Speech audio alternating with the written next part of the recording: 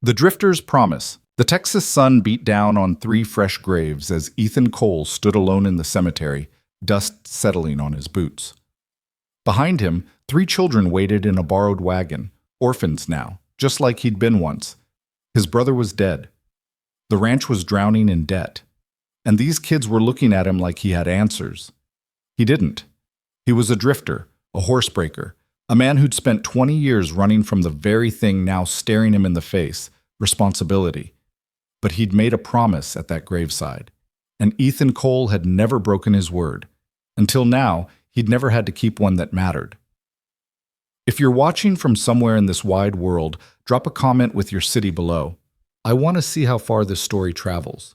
Hit that like button, settle in, and let me tell you about the summer that changed everything. The funeral was small. Too small for people who'd given so much to their community. Reverend Matthews spoke words that floated past Ethan like thistledown, meaningless and light. Sarah and Tom Cole deserved better, a church full of neighbors, songs, tears that meant something. Instead, there were 7 people under a merciless July sky, and 3 of them were children who didn't understand why Mama and Papa weren't waking up. Ethan kept his eyes on the pine boxes being lowered into hard Texas ground. His jaw ached from clenching. Beside him, 8-year-old Lily gripped his hand so tight his fingers had gone numb. 6-year-old Jacob stood rigid as fence wire, tears streaming silently down his sun-browned cheeks, and little Mia, barely 4, kept asking in a whisper when they could go home. Home. The word sat strange in Ethan's mouth. He hadn't had one of those in near 20 years. Not since the day he'd turned 16 and left this same dusty county, swearing he'd never settle, never be tied down to land or debt, or the slow death of dreaming small. He'd kept that promise to himself, drifting from Montana to New Mexico, breaking horses for ranchers who paid in cash and asked no questions.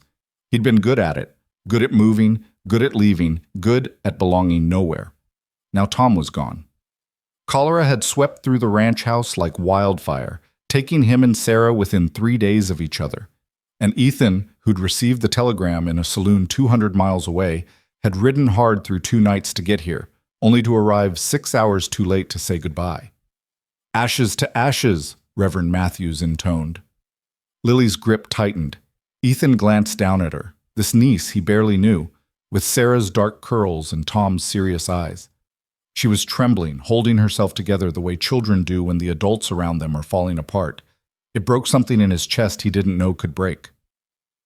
The service ended. Neighbors offered condolences that felt rehearsed, hands clasped briefly before they hurried back to their wagons. Death made people uncomfortable, especially when it left wreckage behind. Ethan accepted their murmured sympathies with nods, his voice locked somewhere deep in his throat. When the last wagon rolled away, leaving dust hanging in the air, the 4 of them stood alone at the graveside. "Uncle Ethan?" Jacob's voice cracked on his name. Are we going with you now?" The question landed heavy.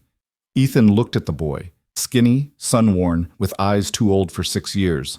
Then at Lily, who was watching him with something that looked like hope and terror mixed together. Then at Mia, who'd finally stopped asking about going home and was now just staring at the fresh-turned earth with confusion creasing her small brow. "Yeah," Ethan heard himself say. "Yeah, you're coming with me."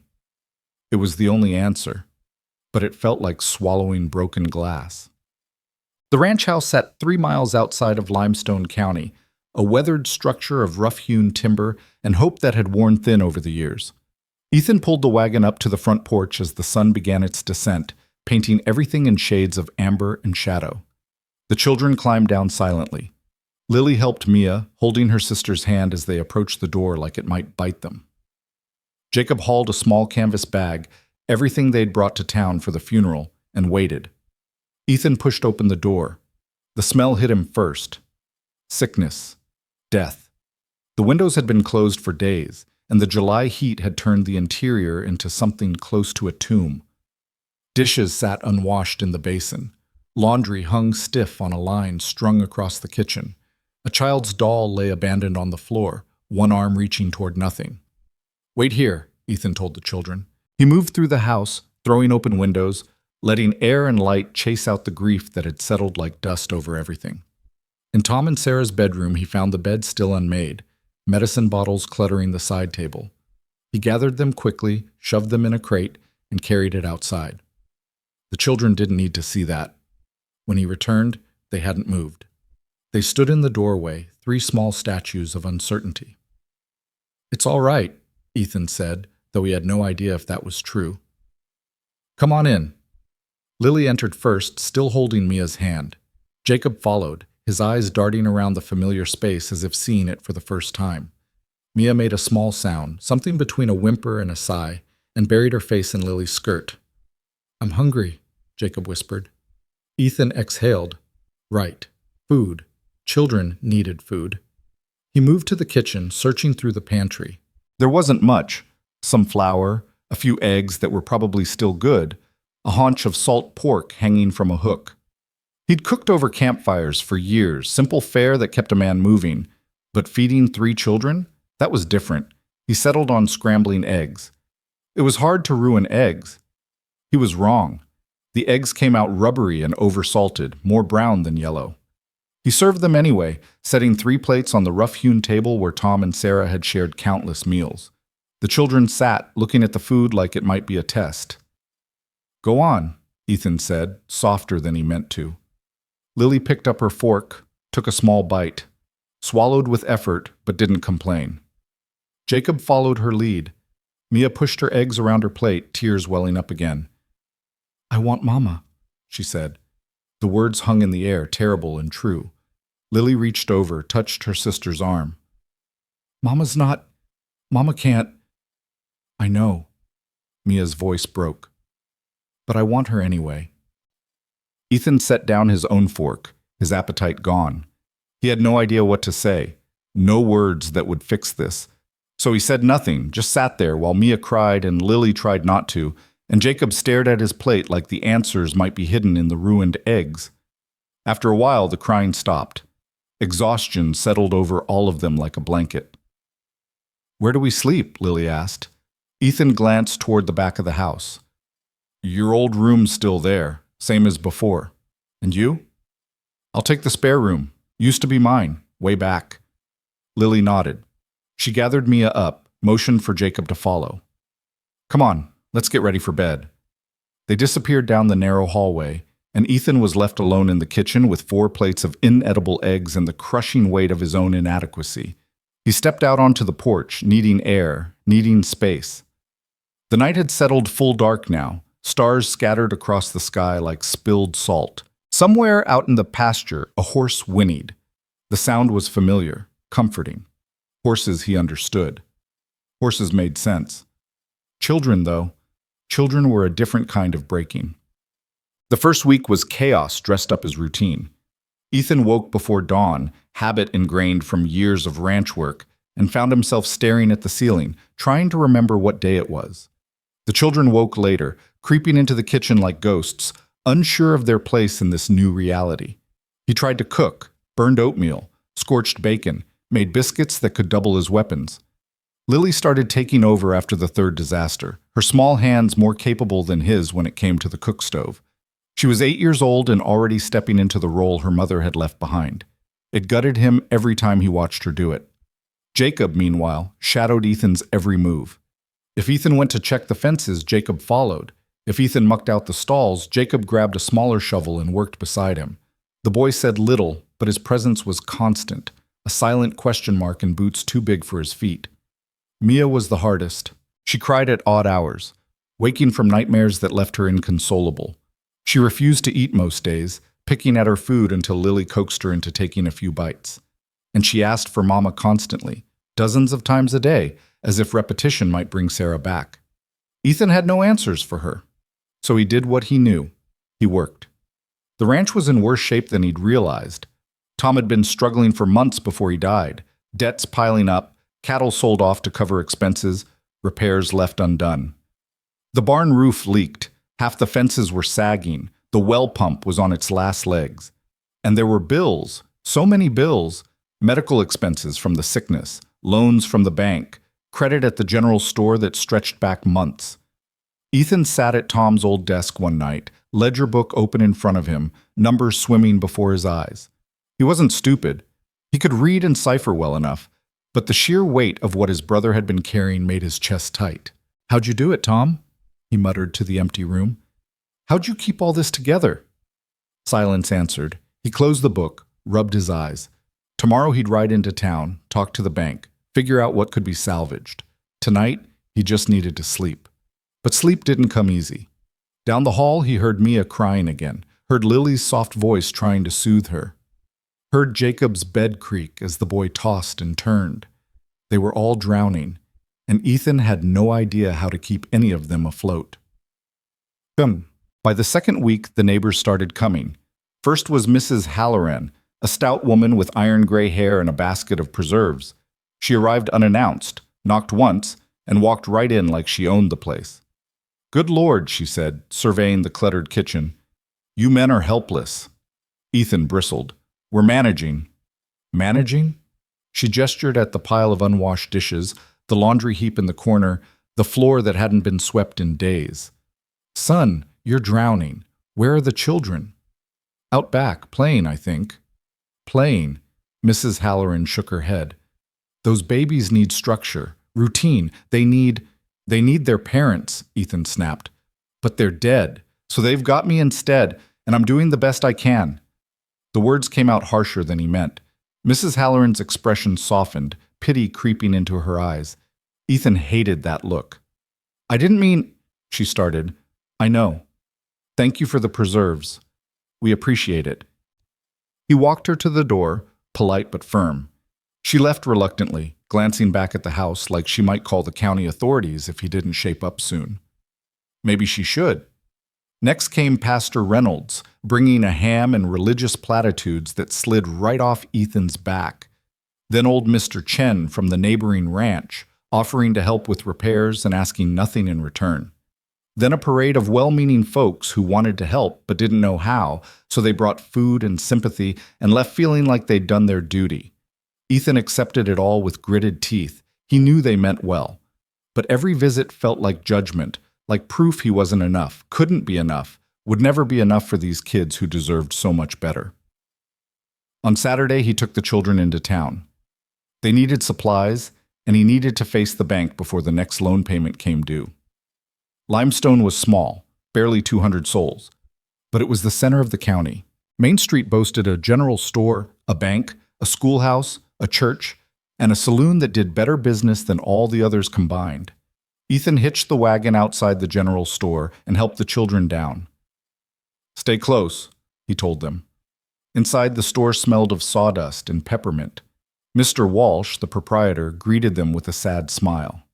"Ethan, children, my condolences again." "Appreciated," Ethan said. He handed over the list he'd cobbled together: flour, sugar, coffee, lamp oil, fabric for clothes the children were outgrowing. Walsh filled the order without comment, though his eyes kept drifting to the ledger where Tom's unpaid account was recorded. "How much do I owe you?" Ethan asked when everything was boxed up. Walsh hesitated.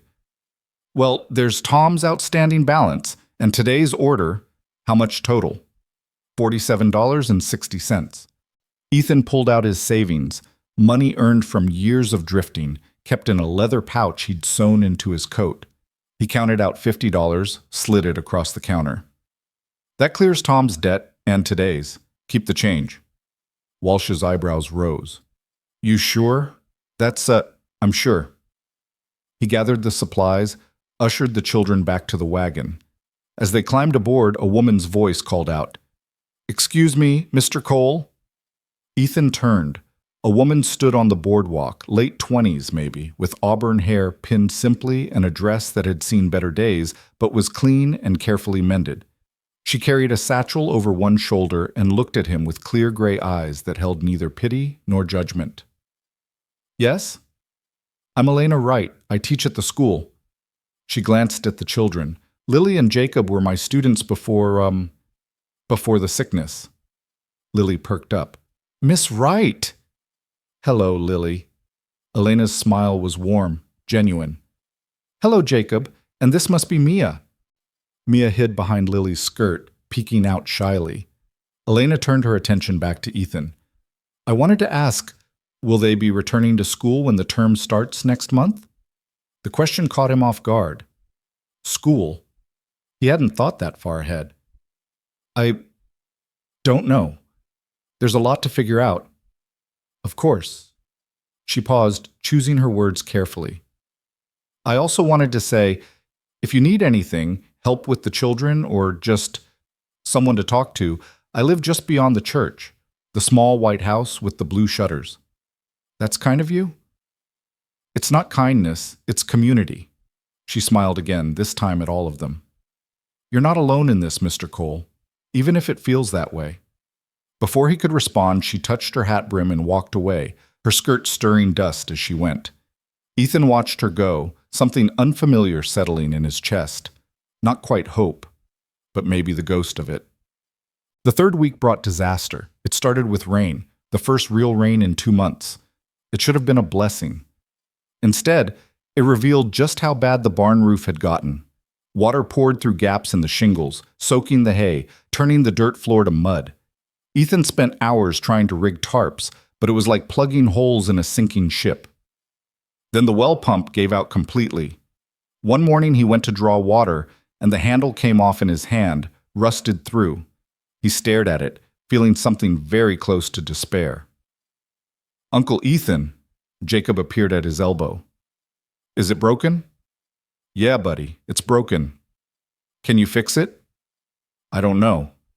The honesty felt wrong. Adults were supposed to have answers, but Ethan was out of lies. He'd have to haul water from the creek until he could afford a new pump. Add it to the list of things that needed money he didn't have.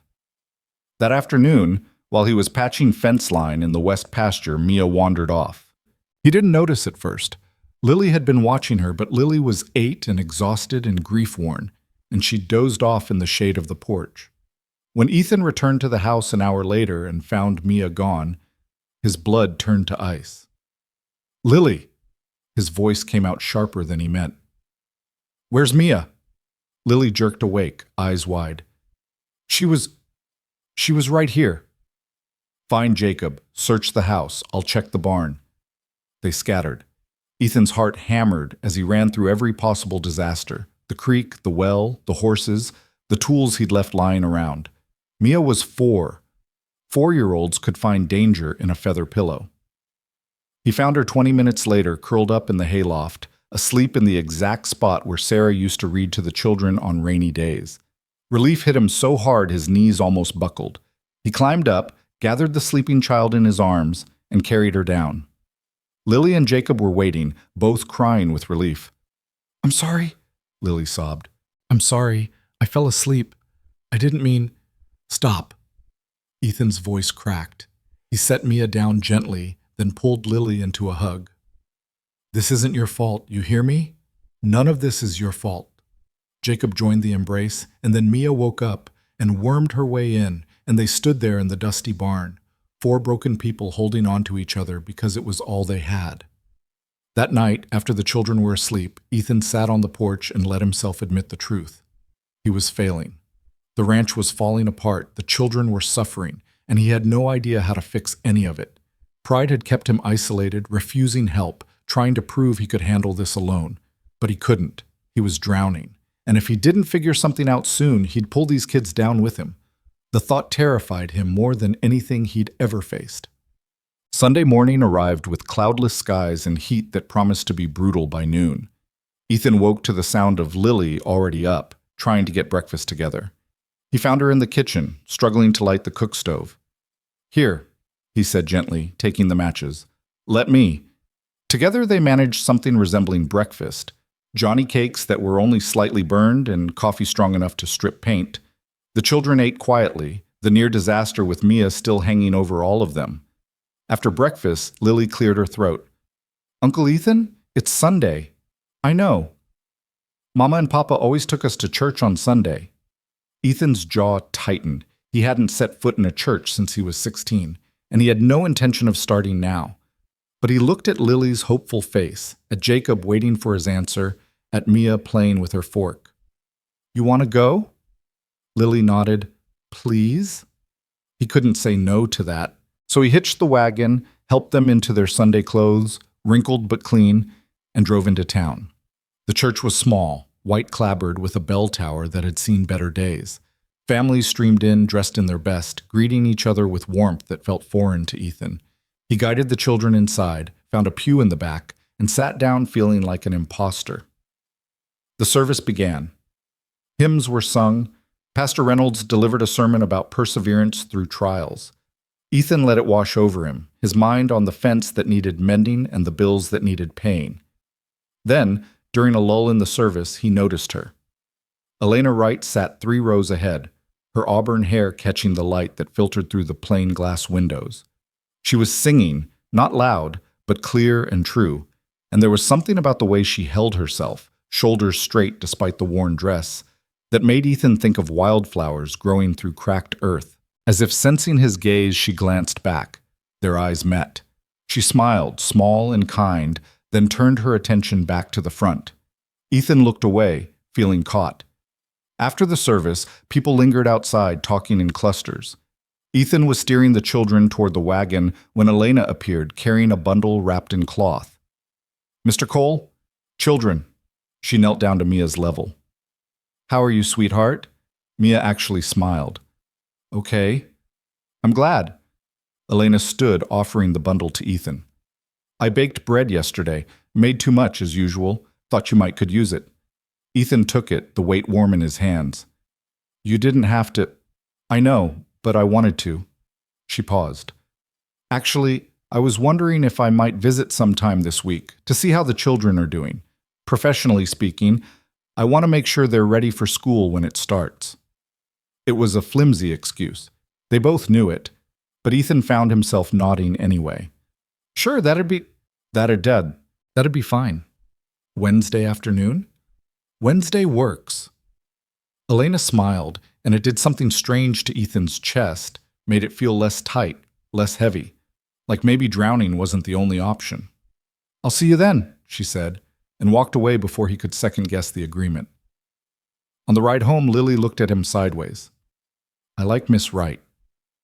"She's nice," Jacob added. "Uh-huh," Ethan said, non-committal.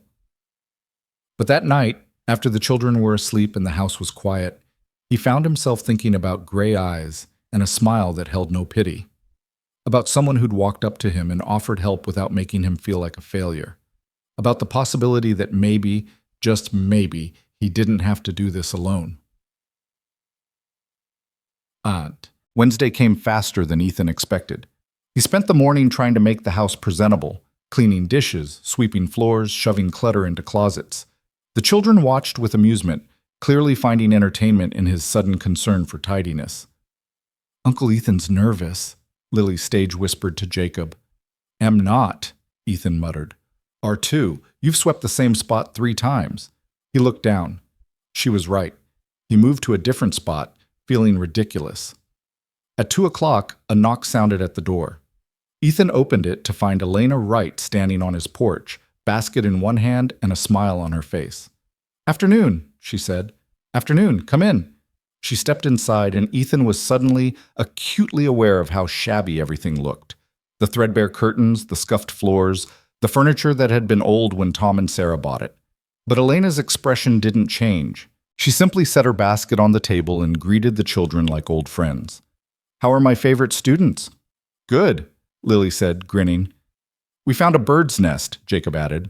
"Want to see?" "I'd love to." The children dragged her outside, showing her the nest in the oak tree, chattering about the eggs inside and whether they'd hatch soon. Elena listened with genuine interest, asking questions, laughing at their excitement. Ethan watched from the porch, something softening in him. When they returned, Elena pulled items from her basket: butter, fresh vegetables from her garden, and a jar of honey. "I told you, you don't have to," Ethan started. "And I told you I wanted to." She met his eyes steadily. "Mr. Cole, I'm not here out of pity. I'm here because these children matter to me, and because I've walked 5 miles in this heat, so you're going to accept this food and offer me something to drink before I pass out on your porch." Despite everything, Ethan almost smiled. "Water or coffee?" "Water, please. I've had enough coffee today to float a battleship." He poured her a glass from the bucket he'd hauled from the creek that morning. She drank it gratefully, then turned to the children. Why don't you three go play for a bit? I need to talk to your uncle. They scattered, and Elena settled into a chair at the kitchen table. Ethan sat across from her, wary. You're struggling, she said bluntly. We're managing. You're drowning. And before you get defensive, I'm not criticizing, I'm observing. She leaned forward. Mr. Cole, Ethan, you inherited 3 traumatized children, a failing ranch, and debts you didn't create. No one expects you to have this figured out in 3 weeks. Then what do they expect? For you to ask for help when you need it. I'm not good at that. I noticed. Her smile took the edge off the words. So let me make it easy. I'd like to come by a few times a week. Help with the children, teach them their lessons so they don't fall behind, maybe cook a decent meal or two so you all don't starve on burned beans. Why? The question came out rougher than he meant, but he needed to know. People didn't just help, not without wanting something. Elena didn't flinch. Because I was those children once. After my parents died, I was passed between relatives who saw me as a burden. No one fought for me. No one chose me. I survived, but I didn't thrive. Her voice softened. You're fighting for them. I see it, but you can't do it alone. So let me help, not because you're weak, because they deserve every chance we can give them. The honesty in her words hit Ethan square in the chest. He wanted to refuse, wanted to prove he could handle this on his own. But when he looked out the window and saw Mia laughing, actually laughing, for the first time in weeks, he knew his pride was worth less than her smile. Okay, he said quietly. Okay. Elena's face lit up. Good. I'll come by Monday, Wednesday, and Friday afternoons. And if anything comes up, anything at all, you send one of the children to fetch me. Deal? Deal. She stood, gathered her basket. I should go. It's a long walk back. You walked here? Ethan frowned. It's 5 miles. I'm aware. Let me take you back in the wagon. That's not necessary. It's 5 miles in the heat, Miss Wright. I'm not letting you walk back. She studied him for a moment, then nodded. All right. Thank you. He called the children, loaded them into the wagon, and drove Elena back to her small white house with blue shutters. She thanked him, waved goodbye to the children, and disappeared inside. On the ride home, Lily leaned against Ethan's shoulder. I'm glad Miss Wright is coming to help. Me too, Jacob said. Even Mia nodded, already half asleep in Lily's lap.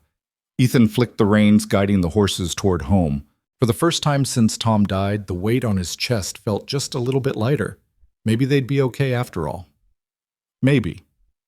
True to her word, Elena arrived the following Monday just after noon, a worn leather satchel slung over her shoulder and determination written across her face.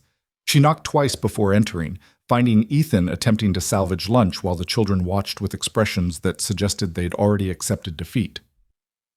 That's not how you make stew, Elena said, setting her satchel down and moving to the stove without preamble. Ethan stepped back, torn between relief and embarrassment. It's harder than it looks. Everything's harder than it looks until someone shows you how. She examined the pot, made a small sound of dismay, and began adding water to the scorched mess. Lily, fetch me 3 carrots and an onion from that basket by the door. Jacob, I need the salt pork from the pantry. Mia, sweetheart, can you set the table?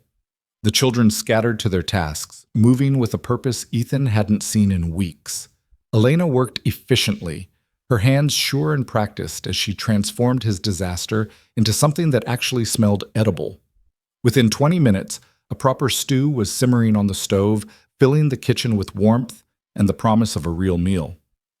Now then, Elena said, wiping her hands on her apron, while that cooks, we're going to have lessons. She pulled books from her satchel, setting them on the cleared table. McGuffey readers, a slate and chalk, a worn copy of Robinson Crusoe. Lily's face brightened immediately. Even Jacob, who'd been resistant to most everything lately, moved closer with interest. Uncle Ethan doesn't know how to teach us, Lily said matter-of-factly. Your uncle knows plenty of important things, Elena corrected gently. Just not reading lessons. That's why I'm here. She glanced at Ethan, who was hovering awkwardly near the door. You're welcome to stay, or you can use this time to work on whatever needs doing outside. The offer was kind but clear. She was giving him an escape route. Ethan took it gratefully. heading out to tackle the barn roof before the next rain turned his hay stores to mulch. From outside, he could hear Elena's voice drifting through the open window, patient and warm as she guided the children through their lessons. Lily reading aloud, stumbling over a word and trying again. Jacob's quieter voice answering a question about sums. Even Mia, whose attention span was shorter than a grasshopper's, seemed engaged in whatever task Elena had set for her. The sound settled something in Ethan's chest.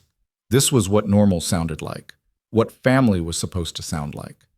He worked through the afternoon, replacing rotted shingles and patching holes until his shoulders ached and sweat soaked through his shirt. When he finally climbed down, the sun was slanting low, and the smell of fresh bread joined the stew's aroma. Inside, the children were setting the table under Elena's supervision. Lily folded napkins with exaggerated care. Jacob placed spoons with the precision of a surveyor. Mia was supposed to be putting out cups, but was mostly just carrying them one at a time in careful concentration, her tongue poking out between her teeth. "Wash up," Elena told Ethan. "Supper's ready." He obeyed, scrubbing his hands at the basin while trying not to stare at how natural she looked in his kitchen, how right this all felt. When they sat down to eat, the meal was simple but perfect. Thick stew, fresh bread, and milk from the neighbor's cow that Elena had somehow procured. "Miss Wright knows how to make everything taste good," Jacob announced through a mouthful of bread. "Manners," Elena reminded gently. "Swallow first." Jacob swallowed, grinned. "Sorry, but it's true." Ethan took a bite of the stew and had to agree. It was the best thing he'd tasted since arriving back in Texas. "This is real good, Miss Wright. Thank you." "Elena," she corrected. "We're past formalities, I think." "Elena," he repeated, testing the name. It felt familiar in his mouth, comfortable. "Thank you, Elena." She smiled, and something warm flickered in those gray eyes. "You're welcome." After supper, she helped clean up while the children played outside in the cooling evening air. They worked in companionable silence, Ethan washing while Elena dried and put away dishes in their proper places as if she'd been doing it for years. "They're good children," she said after a while. "Grieving, scared, but good. They deserve better than this." Ethan gestured vaguely at the shabby kitchen, the leaking roof, the whole precarious situation. "Better than me stumbling through. They deserve someone who stays, someone who keeps his promises." Elena set down the dish she was drying and looked at him directly. "That's you, Ethan. You could have left. Could have handed them to relatives or the county and gone back to your drifting life. But you didn't." "I gave my word." "Plenty of people break their word." "You haven't." She picked up another dish. "That counts for more than you think." Ethan didn't know what to say to that, so he said nothing. They finished the dishes and Elena gathered her things to leave. This time, Ethan insisted on driving her home without argument. The children piled into the wagon, chattering about their lessons and the stories Elena had read to them. When they reached her small house, Elena paused before climbing down. "Same time Wednesday?" "We'll be here." "Good." She smiled at the children.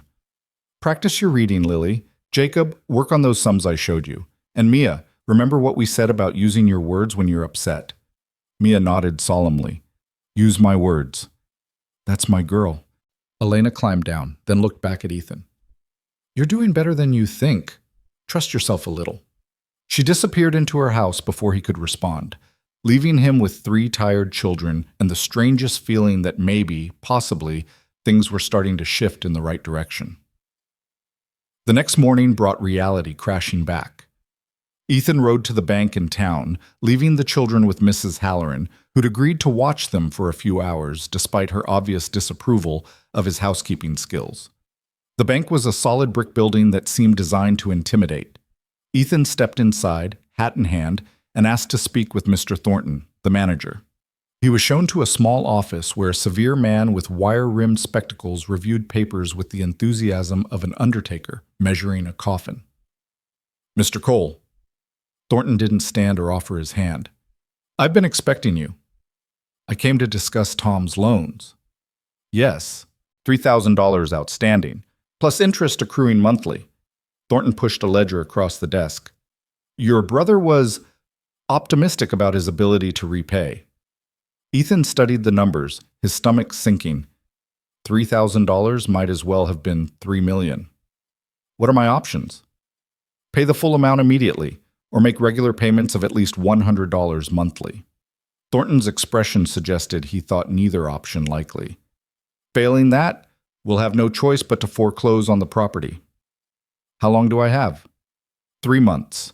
We've been generous given the circumstances, but the bank has obligations. If you cannot meet the terms, we'll begin foreclosure proceedings in October. 3 months. 90 days to come up with more money than Ethan had seen in his entire life, or lose everything Tom and Sarah had built, lose the only home these children had left. I'll find a way, Ethan said, standing. His voice came out steadier than he felt. Thornton's skepticism was palpable. I hope so, Mr. Cole, for the children's sake. The ride back to the ranch felt longer than the journey in. Ethan's mind raced through possibilities, each more desperate than the last. He could sell the remaining cattle, but that would barely make a dent. Could take work in town, but that meant leaving the children. Could try to break horses for hire, but that took time he didn't have. When he collected the children for Mrs. Halloran, she studied his face with knowing eyes. Bad news? Nothing I can't handle, he lied. She handed Mia over, the child's small hand sticky from the candy Mrs. Halloran had given her. Pride's a funny thing, Mr. Cole. Keeps a man standing when he should bend, makes him fall when he could have asked for a hand up. I'm not a charity case. No, you're a man who inherited trouble he didn't make. There's no shame in that. No shame in accepting help, either. She patted his arm, surprisingly gentle. But you'll figure that out in your own time, I suppose. That evening, Elena arrived for her Wednesday visit and immediately sensed something was wrong. She went through the motions of the lesson, but her eyes kept drifting to Ethan, who was working outside with unusual intensity, as if he could solve his problems by sheer force of labor. After the children's lessons, she found him in the barn, mucking stalls with grim determination. What happened? She asked quietly. Nothing, just work. Ethan. She waited until he looked at her. What happened? Something in her steady gaze broke through his defenses. The whole story came tumbling out. The debt, the ultimatum, the impossible deadline. Elena listened without interrupting, her expression growing more thoughtful as he spoke. $3,000 in 3 months, she said when he finished. Might as well be $3 million. There are ways. I've thought of everything. He stabbed the pitchfork into the hay with more force than necessary. Selling cattle won't cover it. Taking work means leaving the kids. I can't break enough horses in 3 months to make that kind of money. There's no solution that doesn't end with those children losing their home. Elena was quiet for a long moment. Then she said, What if we combined resources? Ethan frowned. What do you mean? I have some savings. Not much, maybe $200. You have skills, land, livestock. Together we might be able to work something out with the bank. Extended terms, maybe, or a payment plan they'd actually accept.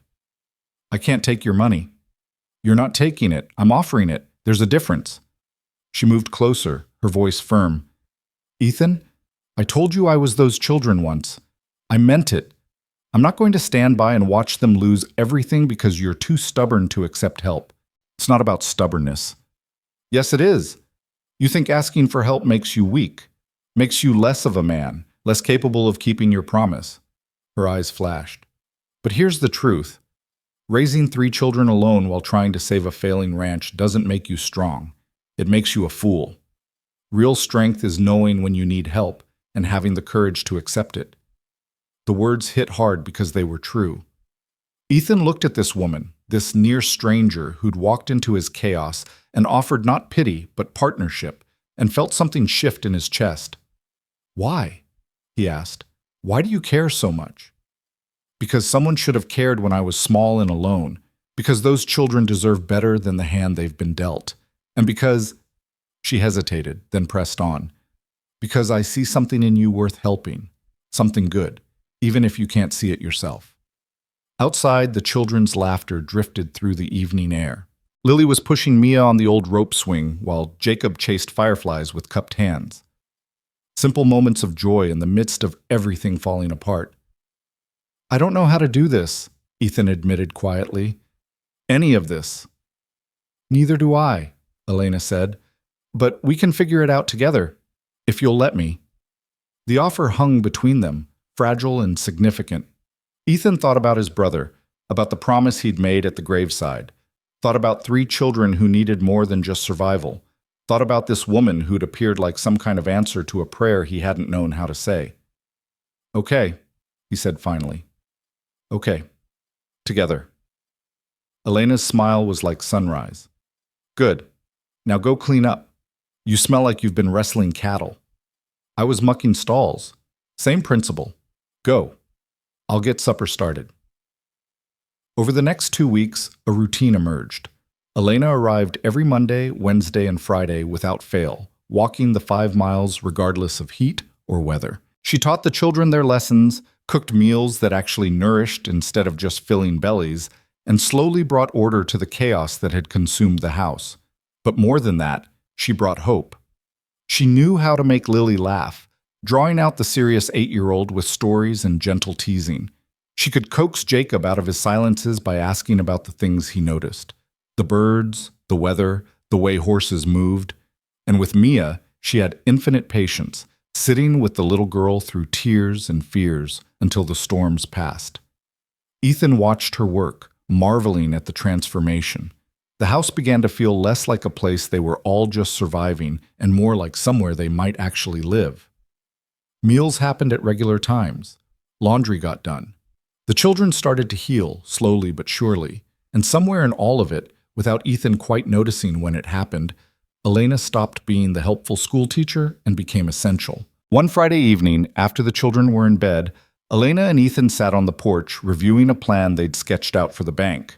She'd spent hours going through Tom's old records, finding expenses that could be cut, potential income streams that had been overlooked. If we can get the bank to agree to smaller monthly payments over a longer term, she said, pointing to the numbers, we might be able to make this work, especially if we can increase the herd over winter and sell in spring when prices are better. That's a lot of ifs. Most of life is ifs. Doesn't mean they're not worth trying. She set down the pencil and looked at him. You're not alone in this anymore, Ethan. You need to start believing that. I'm trying. Try harder.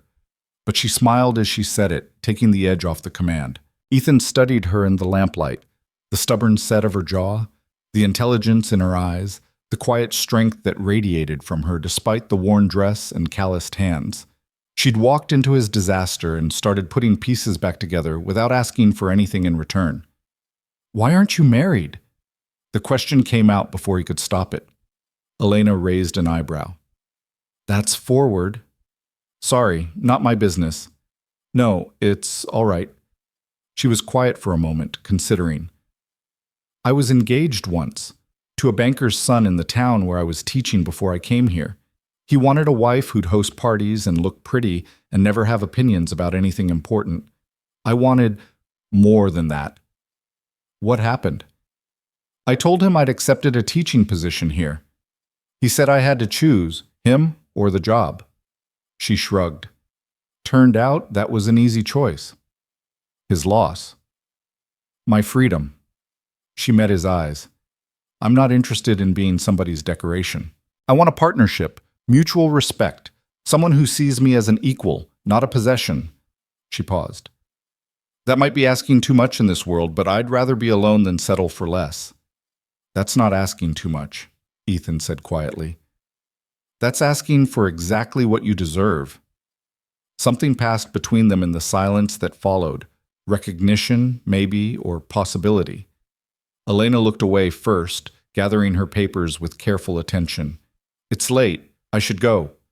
I'll get the wagon. No need. It's a clear night. The walk will do me good.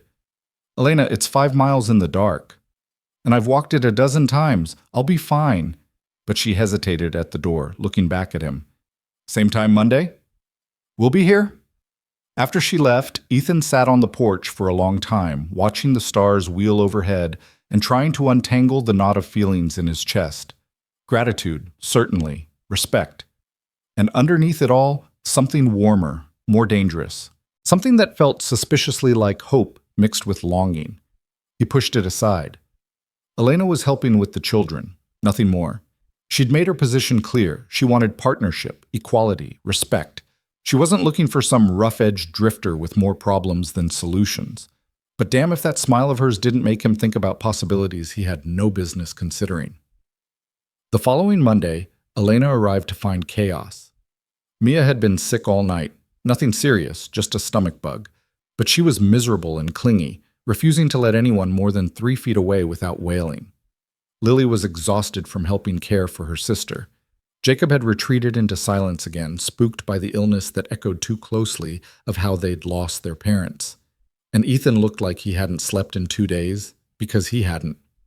Elena took one look at the situation and rolled up her sleeves. Right. Lily, go lie down. You're no good to anyone if you collapse. Jacob, come help me in the kitchen. Ethan, you're going to sit down before you fall down. I'm fine. Sit. She pointed to a chair with enough authority that he obeyed. When did you last sleep? Don't remember. That's what I thought. She felt Mia's forehead, checked her color. She'll be all right, just needs rest and fluids. But you're no good to her running on empty. She turned to Jacob. Can you be my assistant today? Jacob nodded, straightening a little with the responsibility. Elena set him to tasks while she prepared a light broth for Mia and strong coffee for Ethan. Within an hour, order had been restored. Mia was sleeping peacefully with Lily watching over her. Jacob was occupied with lessons that kept his mind busy. And Ethan was drinking his 3rd cup of coffee, the fog starting to clear from his exhausted brain. Elena sat across from him, concern evident in her expression. You can't do this alone, not when one of them gets sick. What if it had been serious? I would have managed. Until you collapsed from exhaustion, and then where would they be? She leaned forward. Ethan, you need more help than 3 afternoons a week. You need someone here who can share the load. I can't afford to hire. I'm not talking about hiring anyone. Elena took a breath, like she was about to dive off a cliff. What if I moved in, to help with the children full time? Ethan stared at her. You can't be serious. Why not? I have a room at the boarding house that costs me $4 a month. The walk here takes 2 hours round trip. If I were here, I could help more. The children would have consistent care, and your reputation would be destroyed. Ethan shook his head firmly. People already talk. If you moved in here, unmarried, they'd... Let them talk. I've never much cared for gossip. Elena, I can't let you do that. It wouldn't be right. She sat back, frustration flickering across her face. So what's your solution? Keep stumbling through until something breaks? Until one of these children really gets sick and you're too exhausted to help them? I don't know. The admission came out sharper than intended. Ethan dragged a hand through his hair. I don't have answers. I'm making this up as I go and hoping I don't destroy everything in the process. The honesty hung between them. Elena's expression softened. Then maybe, she said quietly, it's time to stop trying to do everything alone. To trust that accepting help isn't failure, it's wisdom. Before Ethan could respond, Mia called out from the bedroom. Elena rose immediately, going to comfort the sick child with the ease of someone who'd done this 1,000 times. Ethan followed, watching as she settled Mia back to sleep with soft words and gentle hands. You're good at this, he said when they returned to the kitchen. I've had practice, helped raise my younger cousins after my parents died. She started preparing more broth, her movements efficient. I know what it's like to feel alone in a house full of people. I won't let these children feel that way if I can help it. What you're offering, it's too much. It's exactly what's needed. She turned to face him fully. I'm not asking for anything in return, Ethan. Just a room and a chance to help these children grow up knowing they're wanted. That's worth more to me than propriety or gossip or what the ladies at church might say. Ethan wanted to argue, wanted to protect her from the consequences of such a decision. But he looked at Mia sleeping peacefully, at Lily resting without the weight of adult responsibilities on her young shoulders, at Jacob engaged in his lessons instead of drowning in fear. He thought about last night, sitting up alone while Mia cried, terrified he was losing her the same way he'd lost Tom and Sarah. If you did this, he said slowly, People would assume things. They'd say things. But let them. It would affect your teaching position. Then I'll find another way to help the children learn. The education doesn't stop because I'm not in a formal classroom. She met his eyes steadily. I've thought this through, Ethan. I know what I'm offering and what it might cost. I'm offering anyway. The determination in her voice reminded him of Tom, of his brother's stubborn refusal to give up on the ranch, even when everything said he should. That stubborn hope had kept Tom fighting until the very end. Maybe it was time Ethan borrowed some of that hope for himself. The spare room's small, he heard himself say, but it's clean, and there's a good latch on the door. Elena's face transformed with her smile. I don't need much space, just somewhere to be useful. When? I can bring my things this weekend. It's not much. A few dresses, some books, personal items. I've never been one for collecting possessions. Elena. He waited until she looked at him. Are you sure? I've never been more sure of anything. She squeezed his hand briefly, the touch warm and grounding. We're going to be all right, Ethan. All of us. Together. And standing in that shabby kitchen with sick children sleeping in the next room, an impossible debt hanging over their heads, Ethan found himself believing her. Maybe miracles didn't look like divine intervention. Maybe they looked like a stubborn schoolteacher with gray eyes and a heart big enough to take on someone else's broken family. Maybe they looked like 5 people who weren't related by blood but were choosing each other anyway. Maybe that was enough. Elena arrived the following Saturday with everything she owned packed into 2 carpet bags and a trunk small enough that Ethan could lift it with one hand. The children watched from the porch as he loaded her belongings into the spare room, their faces bright with an excitement that had been missing for too long. Does this mean Miss Wright is staying forever? Mia asked, tugging on Lily's skirt. Not forever, Lily corrected, though her own voice held hope. But for a long time. Right, Uncle Ethan? Ethan glanced at Elena, who was unpacking books onto the small shelf by the window. As long as she wants to stay. Then forever, Elena said simply, not looking up from her task. Because I can't imagine wanting to be anywhere else. The words settled over the room like a benediction. Ethan felt something tight in his chest loosen just a fraction. He left Elena to settle in and found the children gathered in the kitchen, whispering among themselves with the conspiratorial air of people planning something significant. What are you 3 plotting? He asked. Nothing, Jacob said too quickly. Lily elbowed him. We want to make Miss Wright feel welcome, like this is really her home too. And how do you plan to do that? Flowers, Mia announced. Mama always said flowers make a house happy. The mention of Sarah could have broken the moment, but instead it felt right, like Sarah's presence was blessing this new arrangement rather than haunting it. Ethan nodded slowly. Wildflowers grow down by the creek. Why don't you 3 go pick some while I help Miss Wright get settled? They scattered like buckshot, racing toward the creek with the boundless energy of children who'd been given purpose. Ethan returned to the spare room to find Elena standing at the window, looking out over the ranch with an expression he couldn't quite read. Second thoughts? He asked quietly.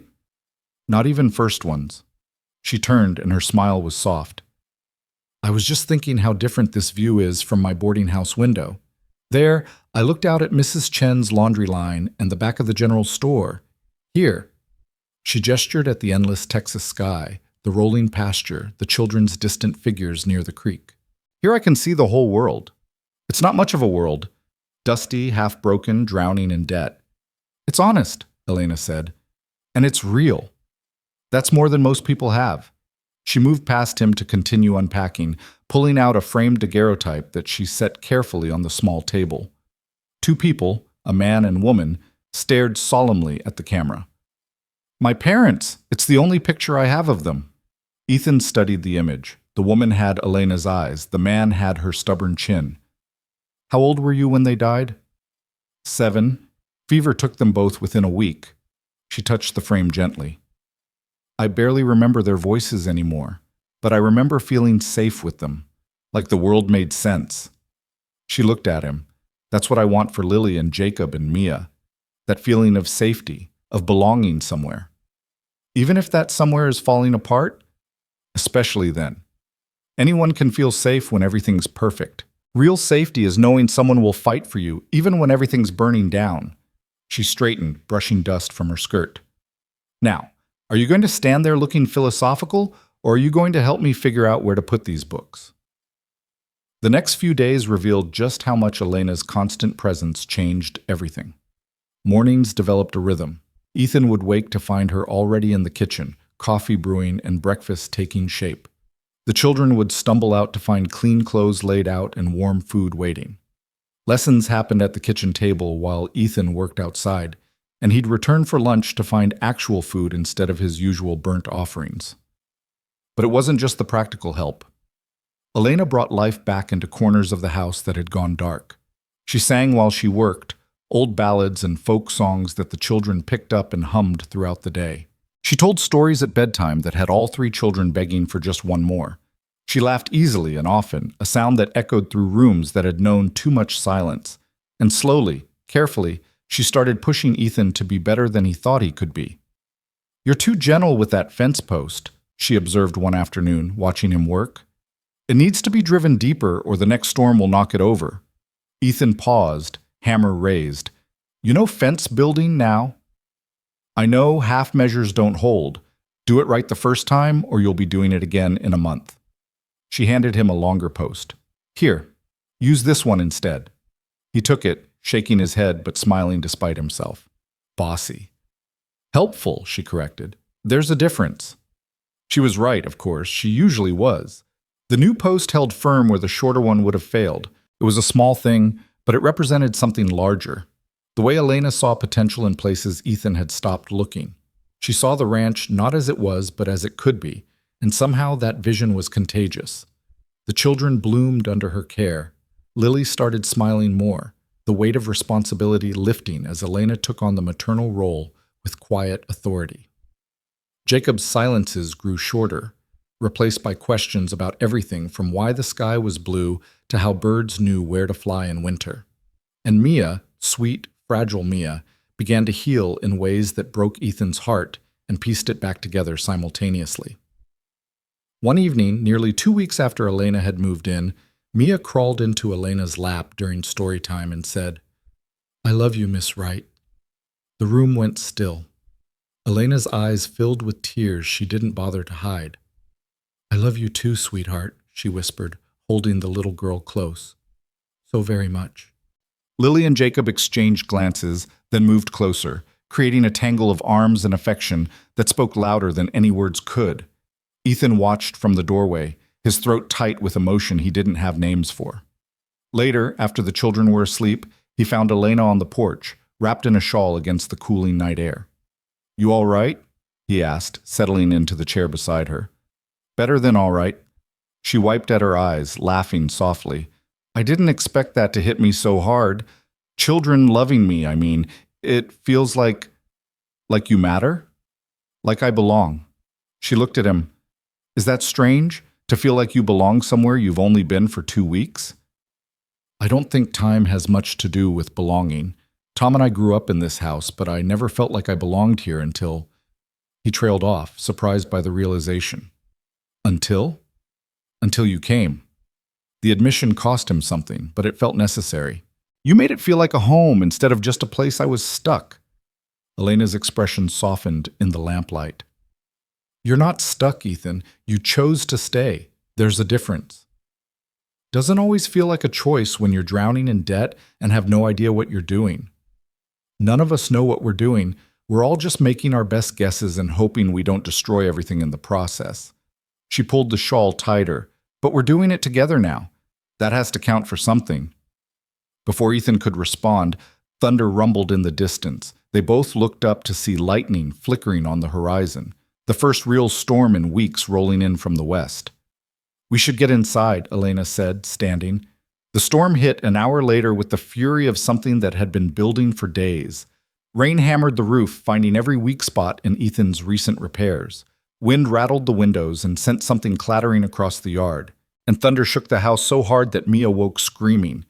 Ethan and Elena both rushed to the children's room. Mia was inconsolable, terrified by the storm and the memories it triggered of the night her parents had died.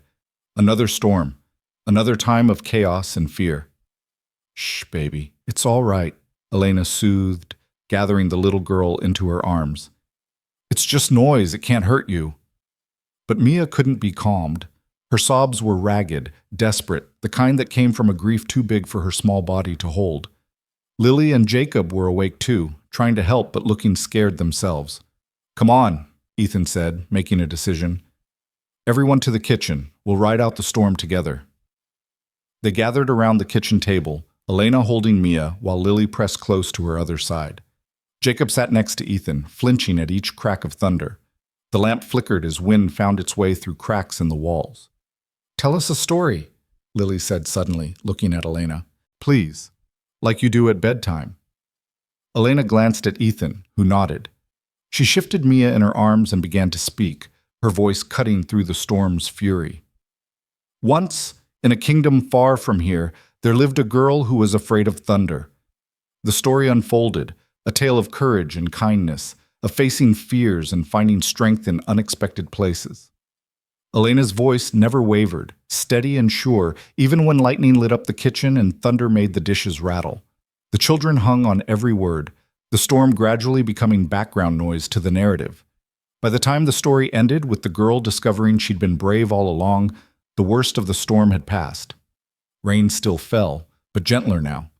The thunder had moved on, rumbling in the distance like a retreating army. Mia had fallen asleep in Elena's arms, her breathing deep and even. Jacob was drooping against Ethan's shoulder.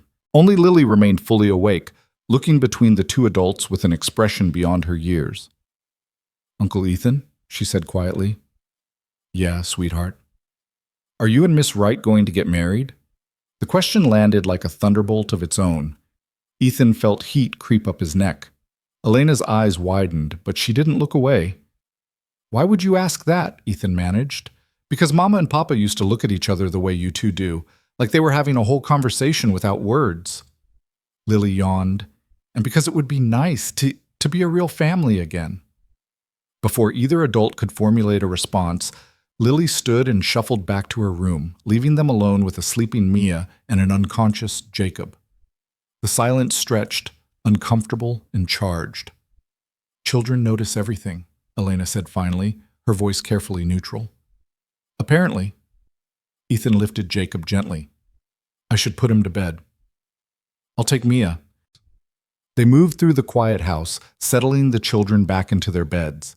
When they met again in the hallway, the air between them felt different, weighted with possibility and questions neither seemed ready to ask.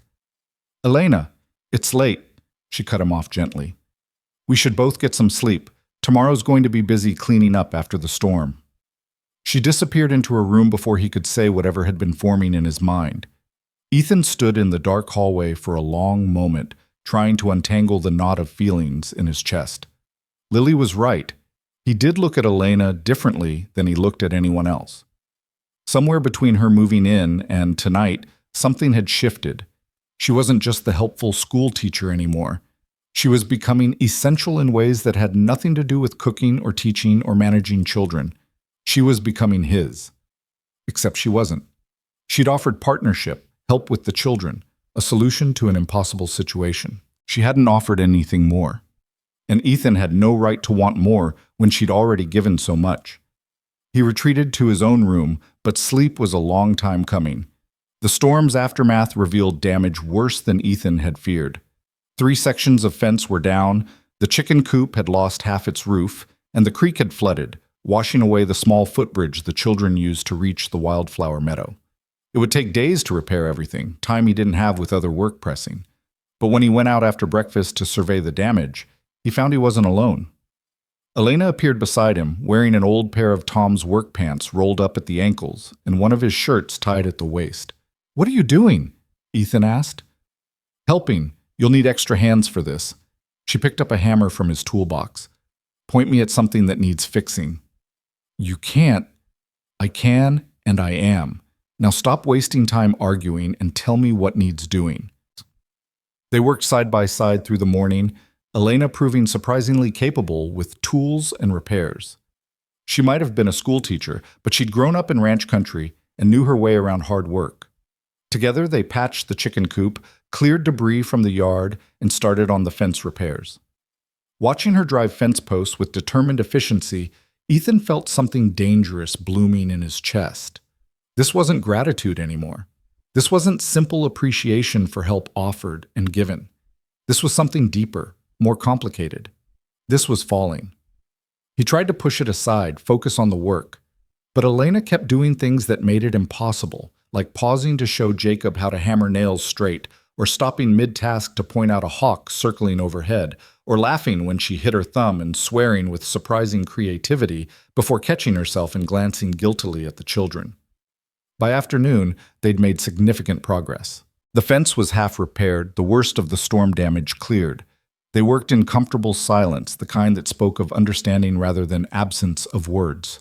"Ethan," Elena said suddenly, setting down her hammer, "about what Lily said last night. Kids say things, don't worry about it." "I'm not worried. She paused, choosing words carefully. "I think we should talk about it. About expectations. About what this arrangement looks like to the outside world." Ethan's hand stilled on the fence post. "What do you mean?" "People are already talking. Mrs. Halloran mentioned it at church last Sunday. Questions about propriety, about what it means that I've moved in here." She met his eyes. "I knew there would be gossip. I accepted that. But I want to make sure we're clear with each other about what this is. It's you helping with the children. Is that all?" The question hung between them, dangerous and necessary. Ethan could lie, could keep things simple and safe. But something in Elena's steady gaze demanded honesty. "I don't know," he admitted. "I didn't expect... when you offered to move in, I thought it was just practical, a solution to a problem. And now? Now it feels like more than that. But I don't know what I'm allowed to feel, what you want me to feel." He ran a hand through his hair, frustrated. "You said you wanted partnership, equality. I respect that. But Lily's right. I do look at you differently, and I don't know what to do about it." Elena was quiet for a long moment. When she spoke, her voice was soft but clear. "I wanted partnership because I was tired of men who saw me as property, as something to own and display." She took a step closer. "But partnership doesn't mean the absence of affection. It means choosing each other as equals, respecting each other's autonomy while building something together." "What are you saying?" "I'm saying that I look at you differently too. That somewhere between teaching the children and fixing fences and riding out storms together, this stopped being just about helping." She reached out, her hand finding his. "I'm saying that if you're falling, Ethan Cole, you're not falling alone." The admission knocked the breath from his lungs. He looked down at their joined hands, calloused and work-worn, fitting together like they'd been designed for exactly this. "I've got nothing to offer you," he said roughly. "Debt, broken-down ranch, 3 children who aren't even mine." "You're offering yourself, that's enough." Elena squeezed his hand. "I'm not looking for wealth or security. I'm looking for someone who sees me as an equal. Someone who'll fight beside me instead of for me. Someone who keeps his promises even when they're impossible to keep." "That's a low bar." "You'd be surprised how few men clear it." She smiled, and it transformed her face. "I'm not asking for promises, Ethan. I'm not asking for anything to change. I just wanted you to know where I stand, what I feel. The rest, we'll figure out as we go." Before Ethan could respond, Jacob's voice called from the house. "Miss Wright, Mia's got her hand stuck in the cookie jar again." Elena laughed, the moment breaking without losing its significance. "Duty calls. But think about what I said." "I don't think I'll be able to think about anything else." She squeezed his hand once more, then headed back to rescue Mia from her cookie jar predicament. Ethan stood alone in the half-repaired fence line, his hand still warm from her touch, his mind racing. She'd offered him something he didn't know how to accept, the possibility of more. Not just help with the children or partnership in saving the ranch, but actual affection, companionship, maybe even love, though neither of them had said the word. And the terrifying part was how much he wanted it, how much he wanted her. The next week brought the bank meeting they'd been dreading. Ethan and Elena rode into town together, leaving the children with Mrs. Halloran, who'd softened considerably since Elena's involvement had brought visible improvement to the household. "Be firm but respectful," Elena coached as they approached the bank. Show him our numbers, explain the plan, and don't let him bully you into anything unreasonable." "Yes, ma'am," Ethan said, managing a smile despite his nerves. Inside, Mr. Thornton looked as severe as ever, but his eyebrows rose when Elena accompanied Ethan into his office. "Miss Wright, I wasn't expecting you." "Mr. Cole asked me to help review the financial situation," Elena said smoothly, settling into a chair without waiting for invitation. "I have some experience with bookkeeping and household management." It wasn't quite true. Her experience was limited to her own meager finances, but she delivered the statement with such confidence that Thornton couldn't challenge it. Ethan spread their carefully prepared documents across the desk. "I can't pay $3,000 immediately," he said, "but I can make regular payments if you'll adjust the terms." Thornton examined their proposal with skepticism, but Elena walked him through every line: projected income from cattle sales, reduced household expenses, potential revenue from breaking horses for neighboring ranches. She'd thought of everything, presenting a picture that looked almost sustainable. "This assumes everything goes perfectly," Thornton pointed out. "No, it assumes we work hard and get a little bit lucky," Elena corrected, "which is all any rancher can plan for." "And your role in this, Miss Wright? I understand you've taken up residence at the Cole Ranch." The implication in his tone was clear. Elena met his gaze without flinching. "I'm helping care for 3 orphan children while Mr. Cole works to save their home. If you find that scandalous, Mr. Thornton, I suggest you examine your own priorities."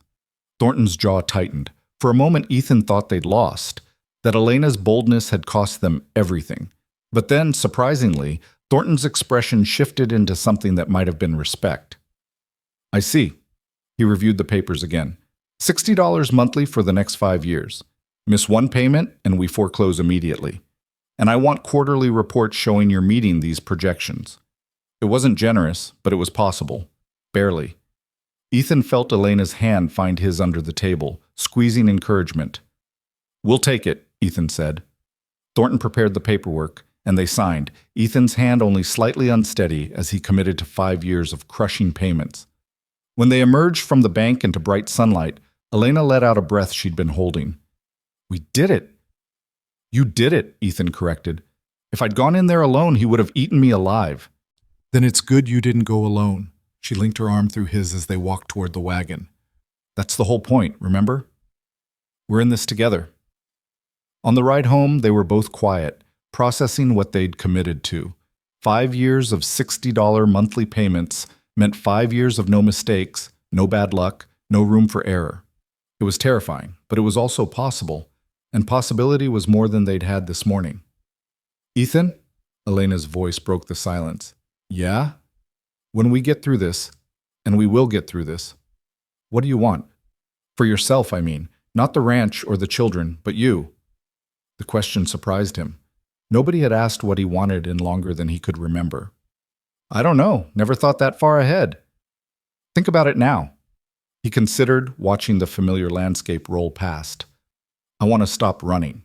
To put down roots somewhere and have them actually hold." He glanced at her. "I want to be the kind of man Tom was. The kind who keeps his promises and builds something that lasts." "You're already that man," Elena said softly. "Not yet.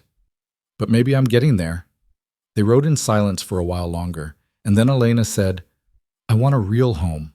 Not just a place to sleep, but somewhere I belong. Somewhere I'm chosen, not just tolerated." "You have that." "I'm starting to believe it." She leaned her head on his shoulder, the gesture casual but intimate. "We're going to make it, Ethan. All of us. I can feel it." And pressed against her warmth, feeling the steady rhythm of her breathing, Ethan let himself believe it too. The belief lasted exactly 3 weeks before the world reminded them how fragile hope could be. It started with Mia complaining that her throat hurt. Nothing alarming at first, children got sore throats all the time. Elena made her honey tea and kept her quiet, expecting it to pass within a day or two. But by the second morning, Mia was burning with fever, her small body shaking with chills despite the Texas heat pressing against the windows. Ethan rode for the doctor while Elena stayed with Mia, bathing her face with cool cloths and whispering reassurances that felt increasingly hollow as the fever climbed higher. Lily and Jacob hovered in the doorway, their faces pale with the kind of fear that came from having already lost too much. "Is she going to die like Mama and Papa?" Jacob whispered. "No," Elena said firmly, though her own heart was hammering. "The doctor will come and she'll be fine. You'll see." But when Dr. Morrison finally arrived, his expression after examining Mia made Elena's stomach drop. He pulled Ethan and Elena into the hallway, closing the bedroom door behind them. "It's scarlet fever," he said quietly. "Early stages, but it could get worse before it gets better." "What do we do?" Ethan's voice was rough. "Keep her cool, give her plenty of fluids, and pray. That's all anyone can do with fever." Morrison's weathered face softened. "I'll leave some medicine to help with the pain, but the truth is she's either strong enough to fight it or she's not. Children this young, it could go either way." The words hit like a physical blow. Elena felt Ethan's hand find hers, gripping tight enough to hurt. "How long until we know?" Elena managed. 3 days, maybe 4. If the fever breaks by then, she'll likely recover. If it doesn't." Morrison didn't finish the sentence. He didn't need to. After he left, Ethan and Elena stood in the hallway, neither moving. From the bedroom came Mia's fretful whimpers. From the kitchen, Lily and Jacob's frightened whispers. And between them, the crushing weight of helplessness. "I can't lose her," Ethan said, his voice breaking. "I can't lose another one." Elena pulled him into her arms, holding tight while he shook with the force of emotions he'd been holding back for months. "You won't. We won't. She's strong, Ethan. She's a fighter." Sarah and Tom were strong too. Didn't save them. This is different. She's young, she's healthy, and she has us. That has to count for something. Elena pulled back to look at him, willing her own fear into submission. "But she needs us to be strong right now. Can you do that?" Ethan dragged a hand across his face, pulling himself together through sheer force of will. Yeah, I can do that." They divided the next 3 days into shifts. Elena took the daylight hours, sitting with Mia, while Ethan handled the ranch work that couldn't wait. He took the nights, keeping vigil while Elena caught whatever sleep she could manage. Lily and Jacob tried to help, but mostly they just clung to each other, processing their terror in the quiet way of children who'd learned too young that the world wasn't safe. The fever climbed higher on the second day. Mia became delirious, calling for her mother in a voice so broken it shattered everyone who heard it. Elena held her through the worst of it, singing lullabies Sarah had once sung, trying to be the comfort the child needed, even as her own tears fell freely. "Mama's coming back, right?" Mia asked in a rare moment of clarity, her eyes glassy with fever. "She promised she'd never leave." Elena's throat closed. She couldn't lie, but she couldn't crush this child's hope either. "Your mama loved you so much, sweetheart. She's always with you, even when you can't see her." "I miss her." Mia's voice was barely a whisper. "I miss her so much it hurts." "I know, baby. I know." When Ethan came to relieve her that evening, Elena nearly collapsed from exhaustion and grief. He caught her, steadying her with gentle hands. "Go sleep," he said. "I've got her." "She keeps asking for Sarah." "I know, I heard." His jaw was tight, eyes red-rimmed from his own crying. "Go! You're no good to her if you collapse." Elena stumbled to her room and fell into bed fully clothed, asleep before her head hit the pillow. She woke hours later to darkness and the sound of Ethan's voice drifting through the thin walls. He was telling Mia a story, something about a brave little girl who got lost in a storm but found her way home by following the stars. His voice was steady, despite the tears Elena could hear in it, and she realized he was doing what they'd both been doing for days, trying to will this child to live through sheer force of love and determination. She got up, moved to the doorway of Mia's room. Ethan sat in the chair beside the bed, holding Mia's small hand in both of his, still talking quietly. He looked up when Elena appeared and something passed between them. Shared fear, shared determination, shared love for this child they were desperately trying to save.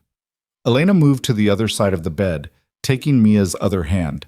Together they kept watch through that endless night. Two people who'd started as strangers, now united in the most fundamental way possible, fighting for a child's life. Dawn came gray and uncertain. Mia's breathing had changed, becoming more labored. Dr. Morrison returned to check on her, his face grave. "Today's the crisis point," he said. Either the fever breaks or... He trailed off again, but they all understood. Today would decide if Mia lived or died. The morning stretched into afternoon, each minute feeling like an hour. Lily and Jacob sat at the kitchen table, too scared to do anything but wait. Elena bathed Mia's face again and again, trying to bring down the fever that wouldn't relent. Ethan paced like a caged animal, helpless fury radiating from him. "This isn't fair," he said suddenly. "These kids have already lost everything. How much more are they supposed to endure?" "I don't know," Elena said, because there was no good answer. "But we don't get to decide what's fair. We just get to keep fighting." "And if fighting isn't enough?" Elena looked at Mia's flushed face, her labored breathing, the way her small body seemed to be disappearing into the bedclothes. "Then we keep fighting anyway, because that's what love does." As afternoon faded toward evening, something changed. Mia's breathing eased slightly. Her color shifted from the angry red of fever to something less alarming. When Elena touched her forehead, it felt marginally cooler. "Ethan," she whispered, afraid to hope. "I think..." "Check her temperature." He moved to the bed, his hand shaking as he felt Mia's forehead. His eyes widened. "It's cooler. It's actually cooler." They waited, barely breathing, watching for any sign that the improvement might be temporary. But as minutes passed, Mia's breathing continued to ease. Her color improved, and when Elena checked an hour later, the fever had definitely broken. "She's gonna make it," Elena said, the words coming out as half laugh, half sob. "She's actually gonna make it." Ethan pulled Elena into his arms, and they stood there holding each other while tears of relief streamed down both their faces. From the kitchen came Lily's voice, tentative and hopeful. "Uncle Ethan, is she okay?" "Yeah, sweetheart," Ethan called back, his voice rough. "She's going to be okay." The sound that erupted from the kitchen was pure joy, Lily and Jacob crying and laughing and holding each other. They rushed into the bedroom, crowding around Mia's bed, and for the first time in days, the house felt like something other than a tomb. Mia slept through it all, her breathing steady and peaceful, fighting her way back to them with the stubborn determination that ran in her family. Elena touched the child's cooling forehead and felt something shift deep in her chest. This wasn't just helping anymore. This wasn't just partnership or practical arrangement. These were her children. This was her family, and she would fight to the death to protect them. The recovery was slow. Mia remained weak for days, needing to be carried from bed to chair, fed small amounts of broth and bread that her stomach could handle. But she was alive, and that was everything. Dr. Morrison pronounced her out of danger after a week, his relief evident despite his professional demeanor. "She's a fighter, that one. Reminds me of her mother." After he left, Elena found Ethan on the porch, staring out at the setting sun. She settled beside him, and for a long while neither spoke. "I thought we were going to lose her," Ethan said finally. "So did I. When she was calling for Sarah, I wanted to trade places with my brother. Let him be here for his daughter instead of me, this drifter who doesn't know what the hell he's doing." "But you are here," Elena said quietly, "and you fought for her. That's what matters." "I don't know how to be what they need. None of us do. We just show up and try." She took his hand, lacing their fingers together. "But Ethan, we can't keep doing this alone. Just the two of us trying to hold everything together." "What are you saying?" Elena took a breath, gathering courage for what she was about to suggest. "I'm saying that what we have here, this family we've built, it's real. But it's also fragile. If something happened to you, the children would have no one. If something happened to me, same thing. We're pretending to be a family, but legally we're nothing to each other." Ethan's hand tightened on hers. "Elena, let me finish." She turned to face him fully. "I know this isn't how these things are supposed to happen. There should be courting and romance and all the traditional steps, but when have we ever done anything traditionally?" She managed a shaky smile. "I'm proposing a marriage of partnership, legal protection for the children and for us, a real family instead of just pretending to be one."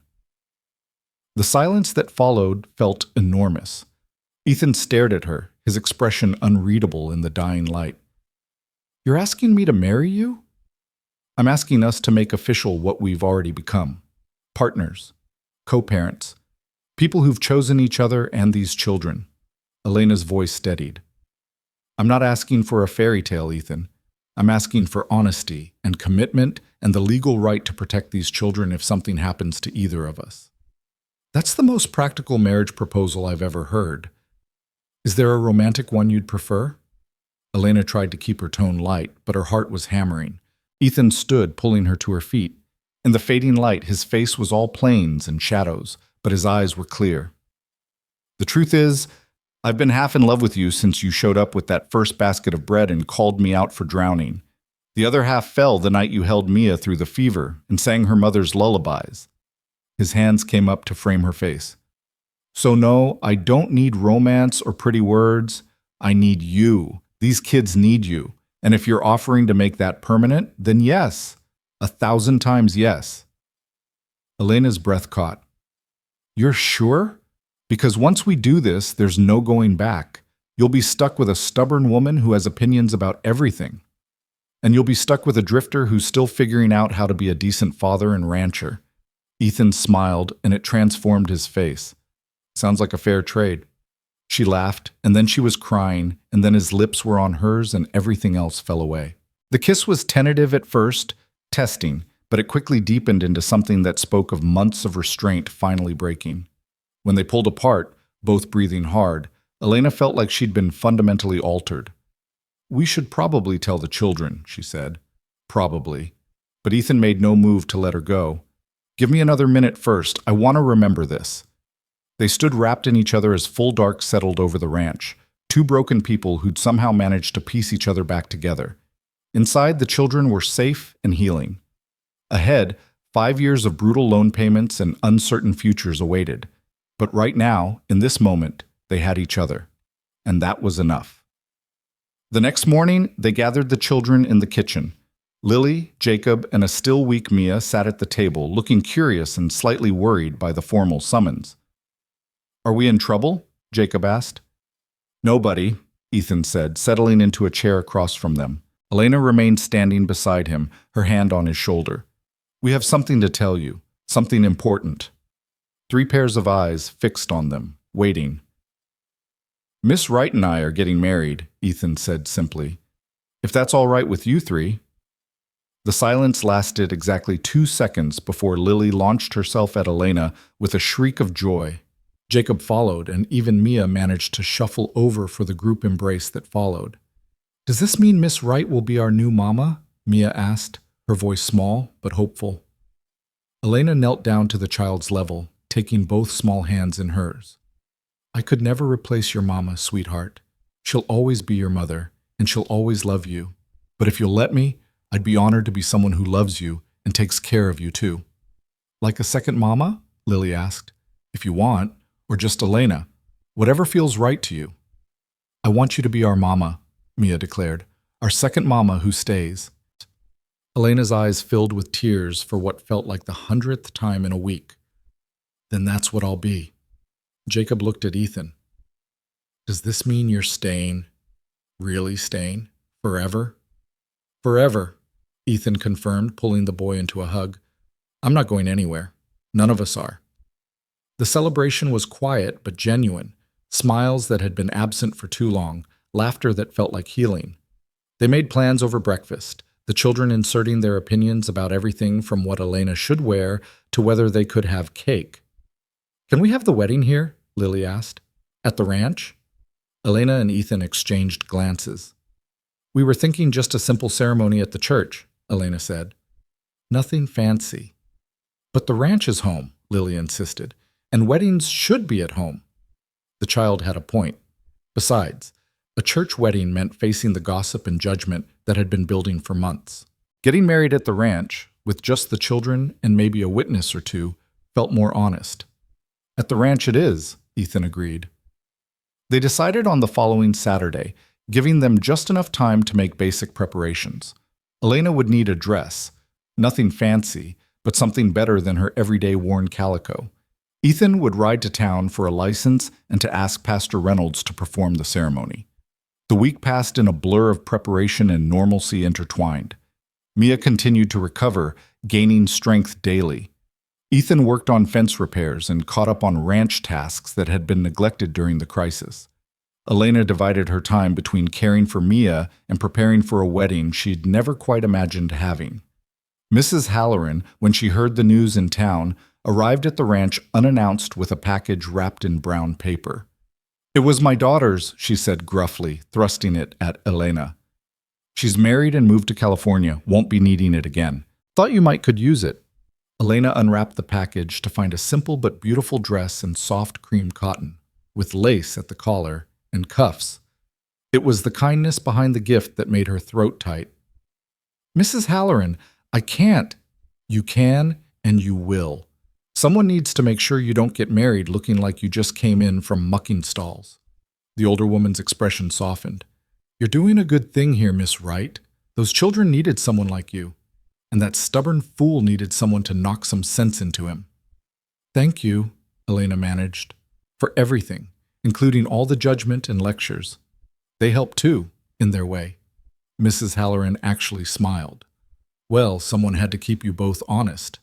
She glanced around the now tidy kitchen, the children's artwork on the walls, the signs of a home instead of just a house. "You've done well. Sarah would be pleased." After she left, Elena held the dress up to herself, checking the fit in the small mirror. It would need minor alterations, but it was perfect. Practical, but pretty. Exactly what she would have chosen. "You're going to look beautiful," Lily said from the doorway. "Thank you, sweetheart." "Are you scared about getting married?" Elena considered the question honestly. "A little. It's a big step, but mostly I'm excited. Your uncle is a good man, and you three are the best children I could hope for." "We're not always good," Lily admitted. "Sometimes we fight and don't do our chores." "Being good doesn't mean being perfect. It means trying, even when things are hard. And you three try so hard every single day." Elena set down the dress and pulled Lily into a hug. "I'm so proud of all of you." Saturday arrived clear and warm, the kind of perfect Texas day that felt like a blessing. Elena woke early, nerves and excitement warring in her stomach. She'd slept little, kept awake by the magnitude of what was about to happen. She was getting married to Ethan Cole, becoming a wife and mother in one ceremony. The thought was terrifying and wonderful in equal measure. Lily helped her dress, carefully buttoning the borrowed gown and arranging Elena's hair in a simple style that suited her. In the mirror, Elena barely recognized herself. She looked happy, hopeful, like someone who believed in possibilities. "You look like a princess," Mia breathed when she saw her. "I look like me," Elena corrected gently. "Just a slightly fancier version." In the front room, Ethan waited in his Sunday best, the only suit he owned, cleaned and pressed to within an inch of its life. When Elena appeared, his breath caught visibly. "You're beautiful," he said, and the honesty in his voice made her blush. "You clean up pretty well yourself, Cowboy." Pastor Reynolds arrived promptly at 2:00, along with Mrs. Halloran and Mr. Chen as witnesses. The ceremony was brief and simple, held in the front room with afternoon sunlight streaming through the windows. The children stood beside them, Lily holding Mia's hand while Jacob pressed close to Ethan's side. "Dearly beloved," Reynolds began, and Elena felt the weight of the moment settle over her. The vows were traditional, promises made in front of witnesses and whatever higher power might be listening. When Ethan slipped a simple gold band on her finger, bought with money he couldn't really spare, Elena's eyes filled with tears. "I promise to stand with you," Ethan said quietly, departing from the script. "To fight beside you, not for you. To be your partner in all things." "I promise the same," Elena replied. "To choose you every day, to build this family and this life together." "Then by the power vested in me, I pronounce you husband and wife," Reynolds said.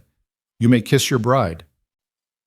Ethan leaned down, cupping Elena's face in his work-roughened hands, and kissed her gently. It was sweet and chaste with witnesses watching, but it held the promise of more, of nights to come when they'd truly be husband and wife in every sense. The children cheered. Mrs. Halloran dabbed at her eyes with a handkerchief, and Mr. Chen offered quiet congratulations in his accented English. After the witnesses left, the five of them sat down to a simple dinner Elena and Lily had prepared. Nothing fancy, but made with love. They ate and laughed, and for a little while the weight of debt and uncertainty lifted. This was family. This was home.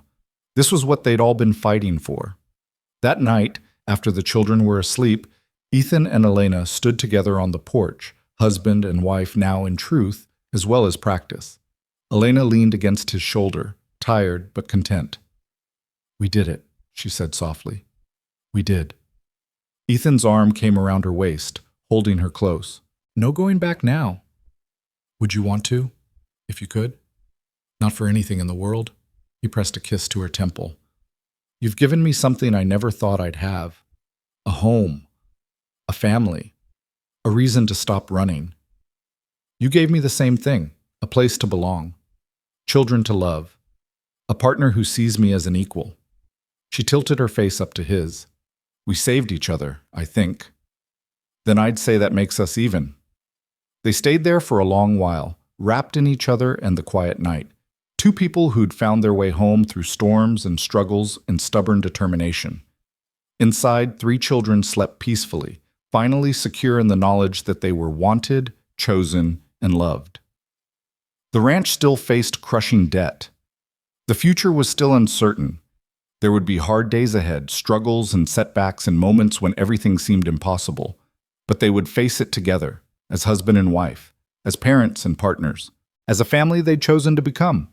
And in the end, that choice, that fierce, deliberate choosing of each other, would be the thing that saved them all. The first month of marriage brought changes both subtle and profound.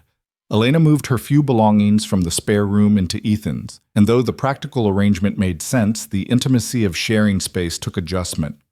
They learned each other's rhythms, how Ethan woke before dawn regardless of how little sleep he'd gotten, how Elena hummed while she worked, how they both reached for coffee before conversation in the mornings. The children adapted with surprising ease, calling Elena Mama Elena, or sometimes just Mama when they forgot to make the distinction. Each time Mia called her mama without the qualifier, Elena felt her heart expand in ways she hadn't known were possible. But beneath the domestic contentment, the weight of their financial reality pressed constantly. $60 monthly might as well have been $600 given their current income. Ethan took on breaking horses for neighboring ranches, coming home after dark with bruises and exhaustion etched into every line of his body. Elena sold eggs and preserves in town, her teacher's salary gone now that propriety demanded married women not work outside the home. It wasn't enough. It was never going to be enough. 2 months after the wedding, Ethan sat at the kitchen table reviewing their accounts, his expression growing darker with each column of numbers. Elena watched from the stove where she was preparing dinner, recognizing the set of his shoulders that meant he was carrying weight he didn't want to share. "How bad?" she asked quietly. "We're $8 short for this month's payment, and that's after selling half the chickens and 3 horses I'd planned to keep for breeding stock." He rubbed his eyes. "I don't know where else to cut." Elena dried her hands and moved to sit beside him, studying the ledger she'd come to know as well as her own reflection. They'd trimmed every possible expense, worked every available hour, and still they were drowning. "What about the north pasture?" she asked. "The land Tom never used because it was too rocky. Could we sell it?" "To who? Nobody wants land that can't support cattle." "But it might support something else." "Sheep, maybe. Or we could lease it for grazing rights." Elena's mind raced through possibilities. "What about taking in boarders? We have space now that I'm not using the spare room." "Elena, we can't." "Yes, we can. We'll do whatever it takes." She took his hand firmly. "This is what partnership means, remember? When you can't see the solutions, I will. And when I can't, you will." The fierce determination in her voice pulled a tired smile from him. "When did you get so stubborn?" "I was born stubborn. You just didn't notice because you were too busy being stubborn yourself." She squeezed his hand. "We'll figure this out. We always do." The solution came from an unexpected source. Mr. Chen appeared at the ranch 3 days later with his nephew in tow, a young man fresh from San Francisco who needed to learn ranching before taking over the family's larger spread up north. "He needs education in cattle and horses," Mr. Chen explained in his careful English. "You need help and income. Perhaps arrangement benefits both?" The arrangement they struck was simple: room and board, plus $20 monthly in exchange for Ethan teaching the young man, David Chen, the practical skills of ranching. It wasn't a perfect solution, but it bridged the gap between what they had and what they needed. David moved into the spare room within a week, a quiet young man with soft hands and eager eyes who threw himself into learning with touching determination. He helped with the heavy work, freeing Ethan to take on more horse breaking. He ate dinner with the family, gradually becoming part of their strange household. And his presence brought not just money, but an extra pair of hands that made everything slightly more manageable. "You're a natural teacher," Elena observed one evening after watching Ethan patiently explain fence repair to David for the third time without frustration. "He reminds me of myself at that age, desperate to prove himself, terrified of failing." Ethan's expression softened. "Tom taught me everything I know about ranching. Feels right to pass it on." Winter arrived gradually, the Texas heat finally breaking into something almost cool. The children started school properly now, walking the 3 miles each way with David accompanying them for safety. Elena missed teaching them herself, but watching them integrate with other children, making friends and learning social skills, felt like its own kind of success. The ranch slowly began to show signs of recovery. Fences stood straight and strong. The barn roof no longer leaked. The cattle herd, though small, was healthy and growing. It wasn't prosperity, but it was progress. Tangible evidence that their combined efforts were building something that might actually last. Then, in early December, Elena's world tilted on its axis. She'd been feeling off for weeks, exhausted despite adequate sleep, queasy in the mornings, oddly emotional over small things. She'd attributed it to stress and the physical demands of ranch life. But when Mrs. Halloran visited and took one look at her, the older woman's knowing smile made Elena's stomach drop. "How far along are you?" Mrs. Halloran asked bluntly. I'm not." Elena trailed off, counting backward in her mind. Her hand moved unconsciously to her stomach. "Oh, thought so. You've got that look." Mrs. Halloran's expression gentled. "Does Ethan know?" "I didn't know until right this second." Elena sat down heavily, her mind spinning. A baby. She was carrying Ethan's child. The realization was terrifying and wonderful and completely overwhelming. Best tell him soon. Men get peculiar if they're kept in the dark about these things. Elena waited until that evening, after the children were asleep and she and Ethan had retreated to their room. He was already in bed, reading by lamplight, when she emerged from behind the changing screen in her nightgown. "Ethan," she said, her voice steadier than she felt. "I need to tell you something." He set down the book immediately, reading her tone. "What's wrong?" "Nothing's wrong. At least, I don't think it is." She moved to sit beside him on the bed. "I'm pregnant." The words hung in the air between them. Ethan's expression went through several rapid transformations: surprise, shock, and then something that looked like wonder mixed with fear. "You're sure?" "As sure as I can be without seeing a doctor." "But all the signs are there." She watched his face anxiously. How do you feel about this?" Ethan's hand moved to cover hers where it rested on her still flat stomach. "Terrified," he admitted. "We can barely manage with what we have. Adding another mouth to feed, another person depending on us." He stopped, shook his head. "But also happy. Is that crazy? To be terrified and happy at the same time?" "If it is, we're both crazy." Elena felt tears prick her eyes. "I didn't plan this. We've been so careful, but apparently not careful enough." "Hey." Ethan cupped her face, his thumb brushing away a tear that had escaped. "This isn't something to apologize for. This is ours. Something we made together." His voice roughened with emotion. "A baby, Elena. Our baby." The wonder in his voice broke through her fear. Elena leaned into his touch, letting herself feel the joy beneath the terror. They were bringing a new life into their chaotic, debt-ridden, barely holding together world, and somehow, impossibly, it felt right. "We'll figure it out," Ethan said, echoing her own words back to her. "We always do." They told the children the next morning over breakfast. Lily's shriek of excitement could probably be heard in the next county.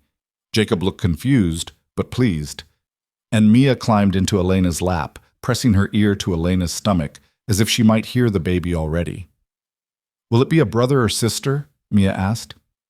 We won't know for months, sweetheart. I hope it's a sister. We already have Jacob. Mia's logic was unassailable. Can we name her after Mama? The first Mama? The question caught both Elena and Ethan off guard. They exchanged glances over Mia's head. If it's a girl, Elena said carefully, we could certainly consider Sarah as a name, to honor your first Mama. I think she'd like that, Lily said softly. Mama always wanted more babies. She used to say this house needed to be full of noise and love. Then we're doing exactly what she'd want, Ethan said, his voice thick. The pregnancy progressed through winter into early spring. Elena's body changed, her belly growing round while she continued the endless work of maintaining a household and helping with the ranch. Dr. Morrison confirmed the pregnancy and gave her stern instructions about rest that she mostly ignored. You're as stubborn as they come, he observed during one visit. But that baby needs you to slow down. The ranch needs me to keep moving, Elena countered. I'll rest when I can. But Ethan and the children conspired to make her rest more than she intended. They took over the heavier chores, insisting she sit down while they worked. David proved invaluable, handling tasks that would have fallen to Elena in his absence. Even Lily, at 9 years old, stepped up with a maturity beyond her years. We're taking care of you now, Lily informed Elena one afternoon when she tried to haul water from the well. The way you took care of us. The role reversal was humbling and touching in equal measure. Elena learned to accept help with grace, if not ease, understanding that letting people care for her was its own kind of strength. Spring brought both hope and crisis in quick succession.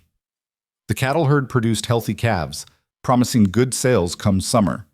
The garden flourished under Elena's careful tending, ensuring food for the table and surplus to sell. And David's family, pleased with his progress, sent an additional bonus payment that eased their financial burden considerably. But in April, with Elena 6 months pregnant and finally starting to believe they might actually survive this, the bank sent a letter that made Ethan's blood run cold. They're calling in the loan, he said, staring at the paper like it might transform into something less devastating. All of it. They want the full balance by the end of June or they're foreclosing. Elena read over his shoulder, her hand pressed to her swollen belly. They can't do that. We've made every payment on time. There's a clause about loans being called due at the bank's discretion, something about financial restructuring. Ethan's voice was hollow. We have 2 months to come up with $2,800 or we lose everything. The number was impossible. Even with their recent improvements, even with David's payments and the cattle sales, they couldn't raise that kind of money in 2 months. They'd need a miracle, and Ethan had stopped believing in those months ago. But Elena's face had taken on the stubborn set he'd come to recognize as her problem-solving expression.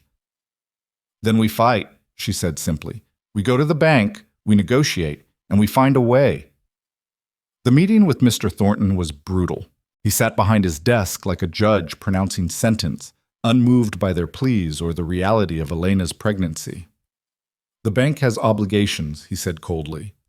We're consolidating smaller loans to free up capital for larger investments. Your loan is being called in. That's final. You're sentencing 3 children and a pregnant woman to homelessness, Elena said, her voice shaking with fury more than fear. Is that what your obligations require? Your situation, while unfortunate, doesn't change the bank's position. Thornton's expression didn't flicker. You have until June 30th. I suggest you use the time wisely. They left the bank in stunned silence. Ethan helped Elena into the wagon, his mind racing through increasingly desperate possibilities. Selling everything they owned wouldn't cover it.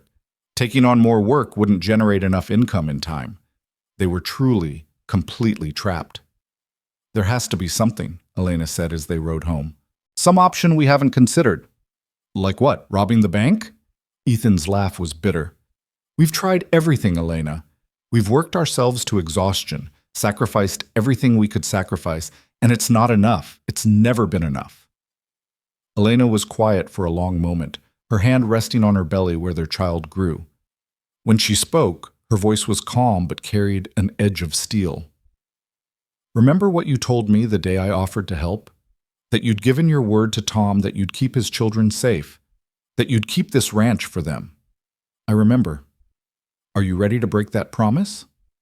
The question hit like a physical blow. Ethan pulled the wagon to a stop, looking at his wife, this fierce, stubborn woman who'd walked into his disaster and refused to let him drown. "No," he said quietly. "I'm not."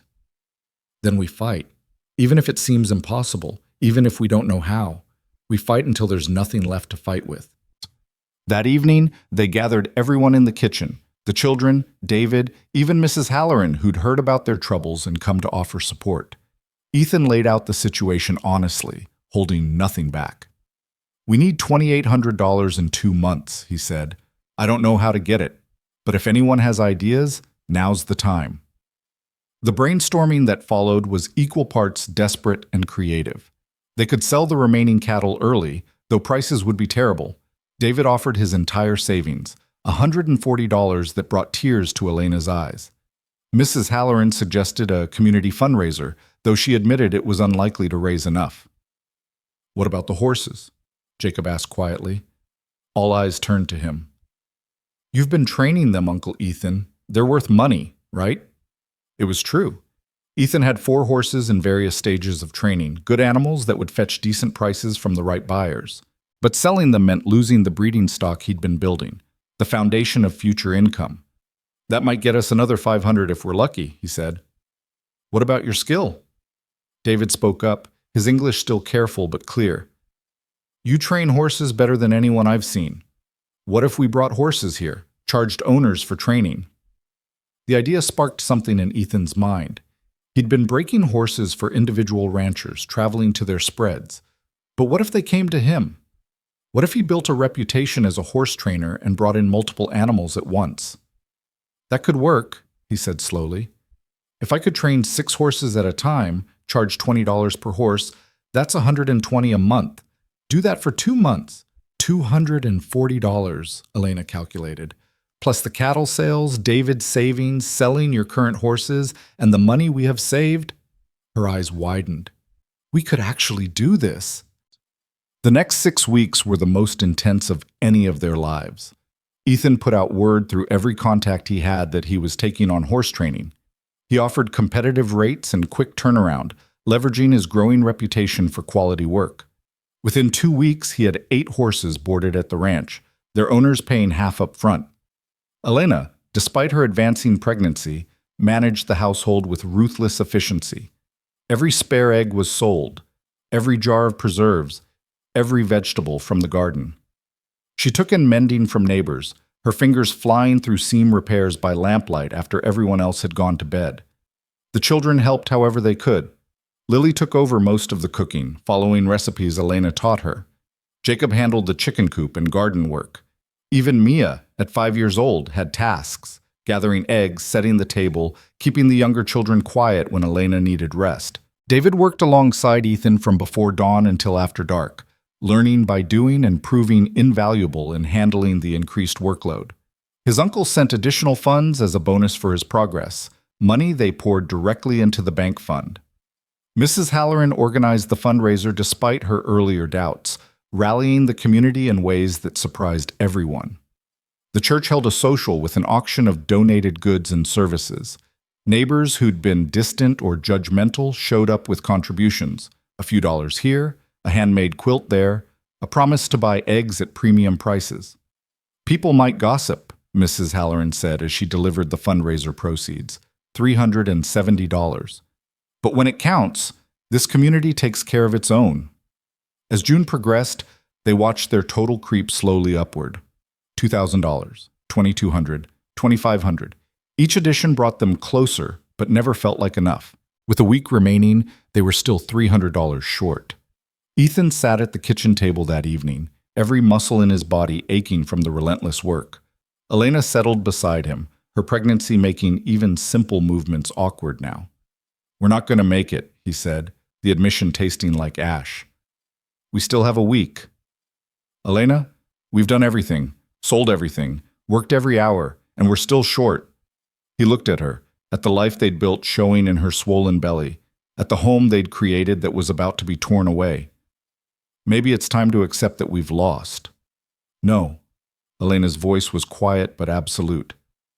We haven't lost until they take the deed from our hands. We have 7 days. Anything can happen in 7 days. What happened in those 7 days was something close to a miracle, though it came disguised as hard work and community support. Mr. Chen returned with an offer to buy 5 head of cattle at premium prices, citing his nephew's glowing reports about the quality of Ethan's stock. A rancher 2 counties over, hearing about Ethan's horse training reputation, brought 3 wild Mustangs with a premium payment for quick results. And on the 6th day, David's father arrived from San Francisco with an envelope. "My son's letters speak of the family here," Mr. Chen Sr. said through his son's translation, "of the education and character he learns. This is worth more than money, but money helps." He presented the envelope. "A gift for the family that teaches my son to be a man." Inside was $200, combined with last-minute egg sales, a final horse training payment, and every spare penny they'd scrounged, they had it. $2,814, enough to pay the loan in full with $14 remaining. On June 30th, Ethan and Elena walked into the bank. Elena was 8 months pregnant now, moving slowly but with her head held high.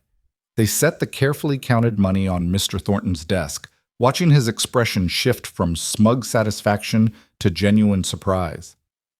$2,800, Ethan said. "Full payment on Tom Cole's loan. We'll take the deed now." Thornton counted the money twice, clearly hoping to find it short. When he couldn't, he pulled out the deed with obvious reluctance. "This clears the debt," he said stiffly. "The ranch is yours free and clear."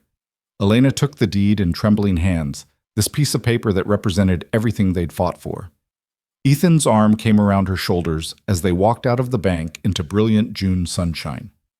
They stood on the boardwalk, both too overwhelmed to speak. Finally, Elena managed, "We did it." "We did it," Ethan echoed, his voice rough with emotion. "Elena, we actually did it."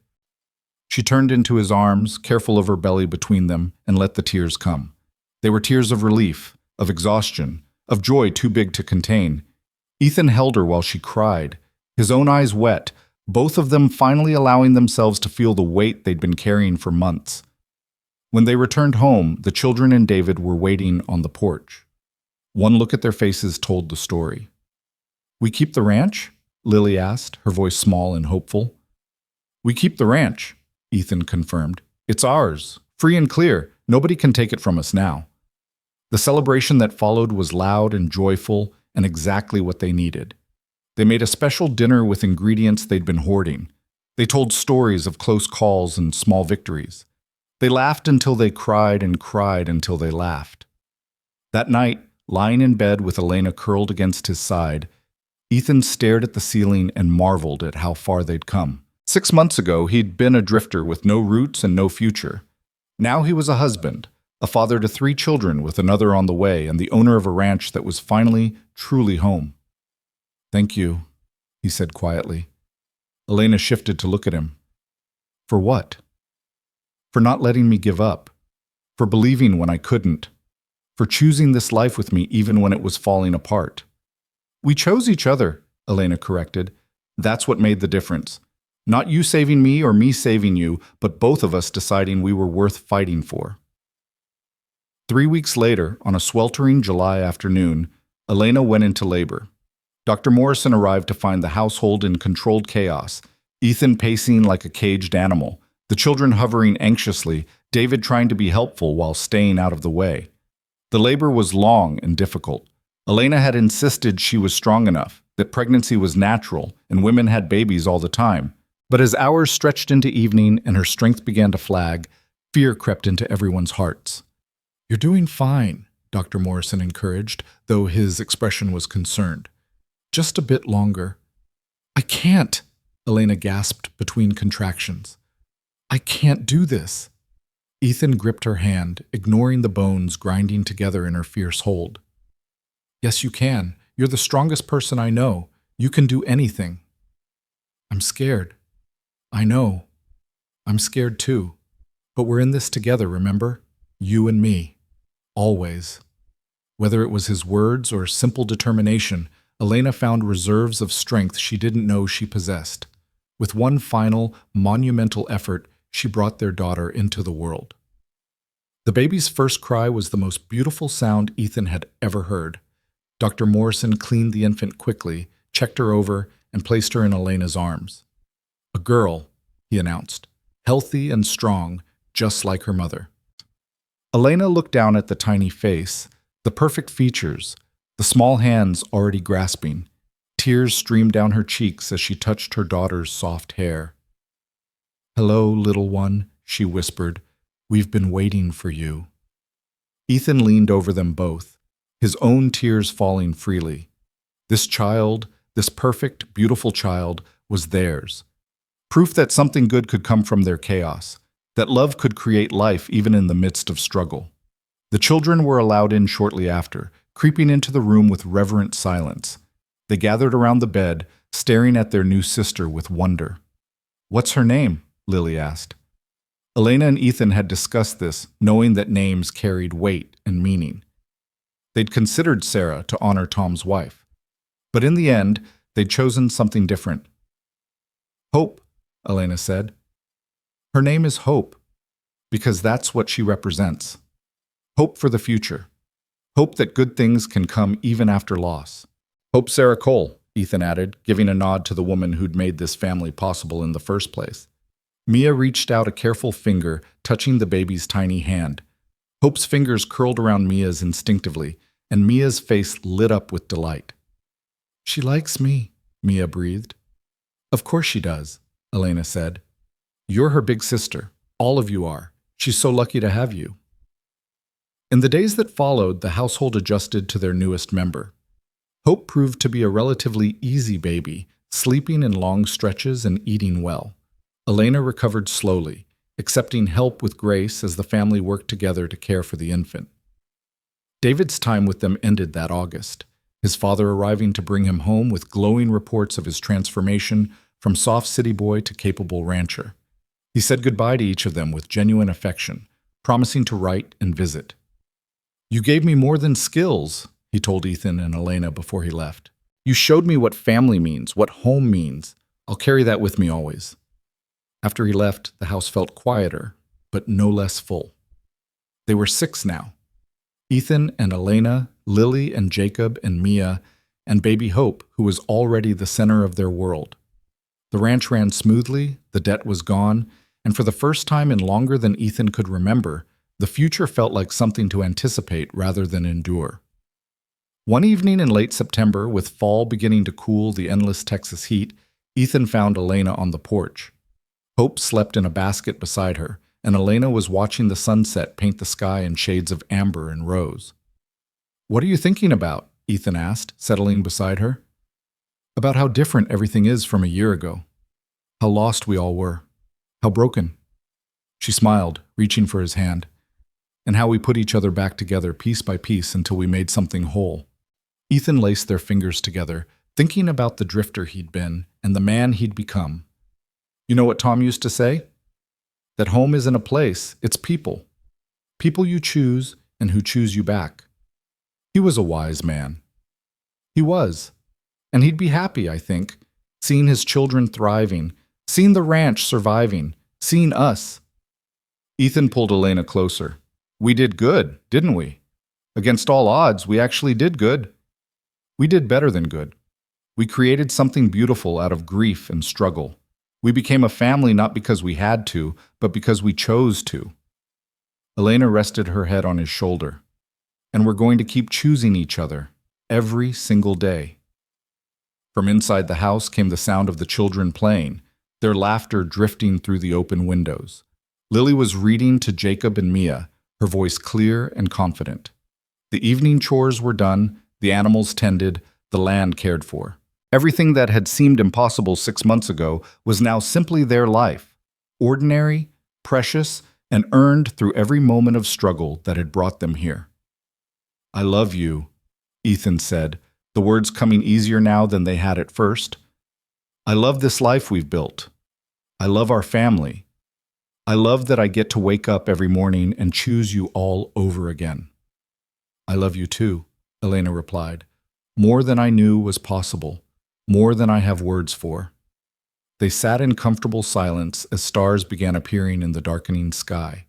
Two people who'd found their way home through storms and sickness, debt and determination, fear and fierce love.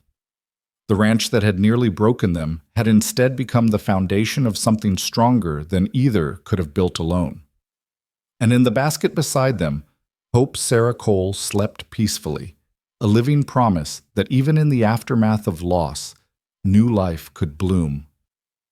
That broken people could heal, that drifters could find home. That love, stubborn, determined, chosen love, could transform everything it touched. The story that had begun with graves and grief ended here, on a porch in Texas, with a family that had been forged in fire and emerged whole. Not perfect, but real. Not easy, but worth every struggle. Not bound by blood alone, but by the deliberate choice to stand together through whatever came next. And whatever came next, they would face it the same way they'd faced everything else. Together, as partners, as parents, as people who'd learned that the strongest families aren't born, they're built. One choice, one struggle, one stubborn act of love at a time.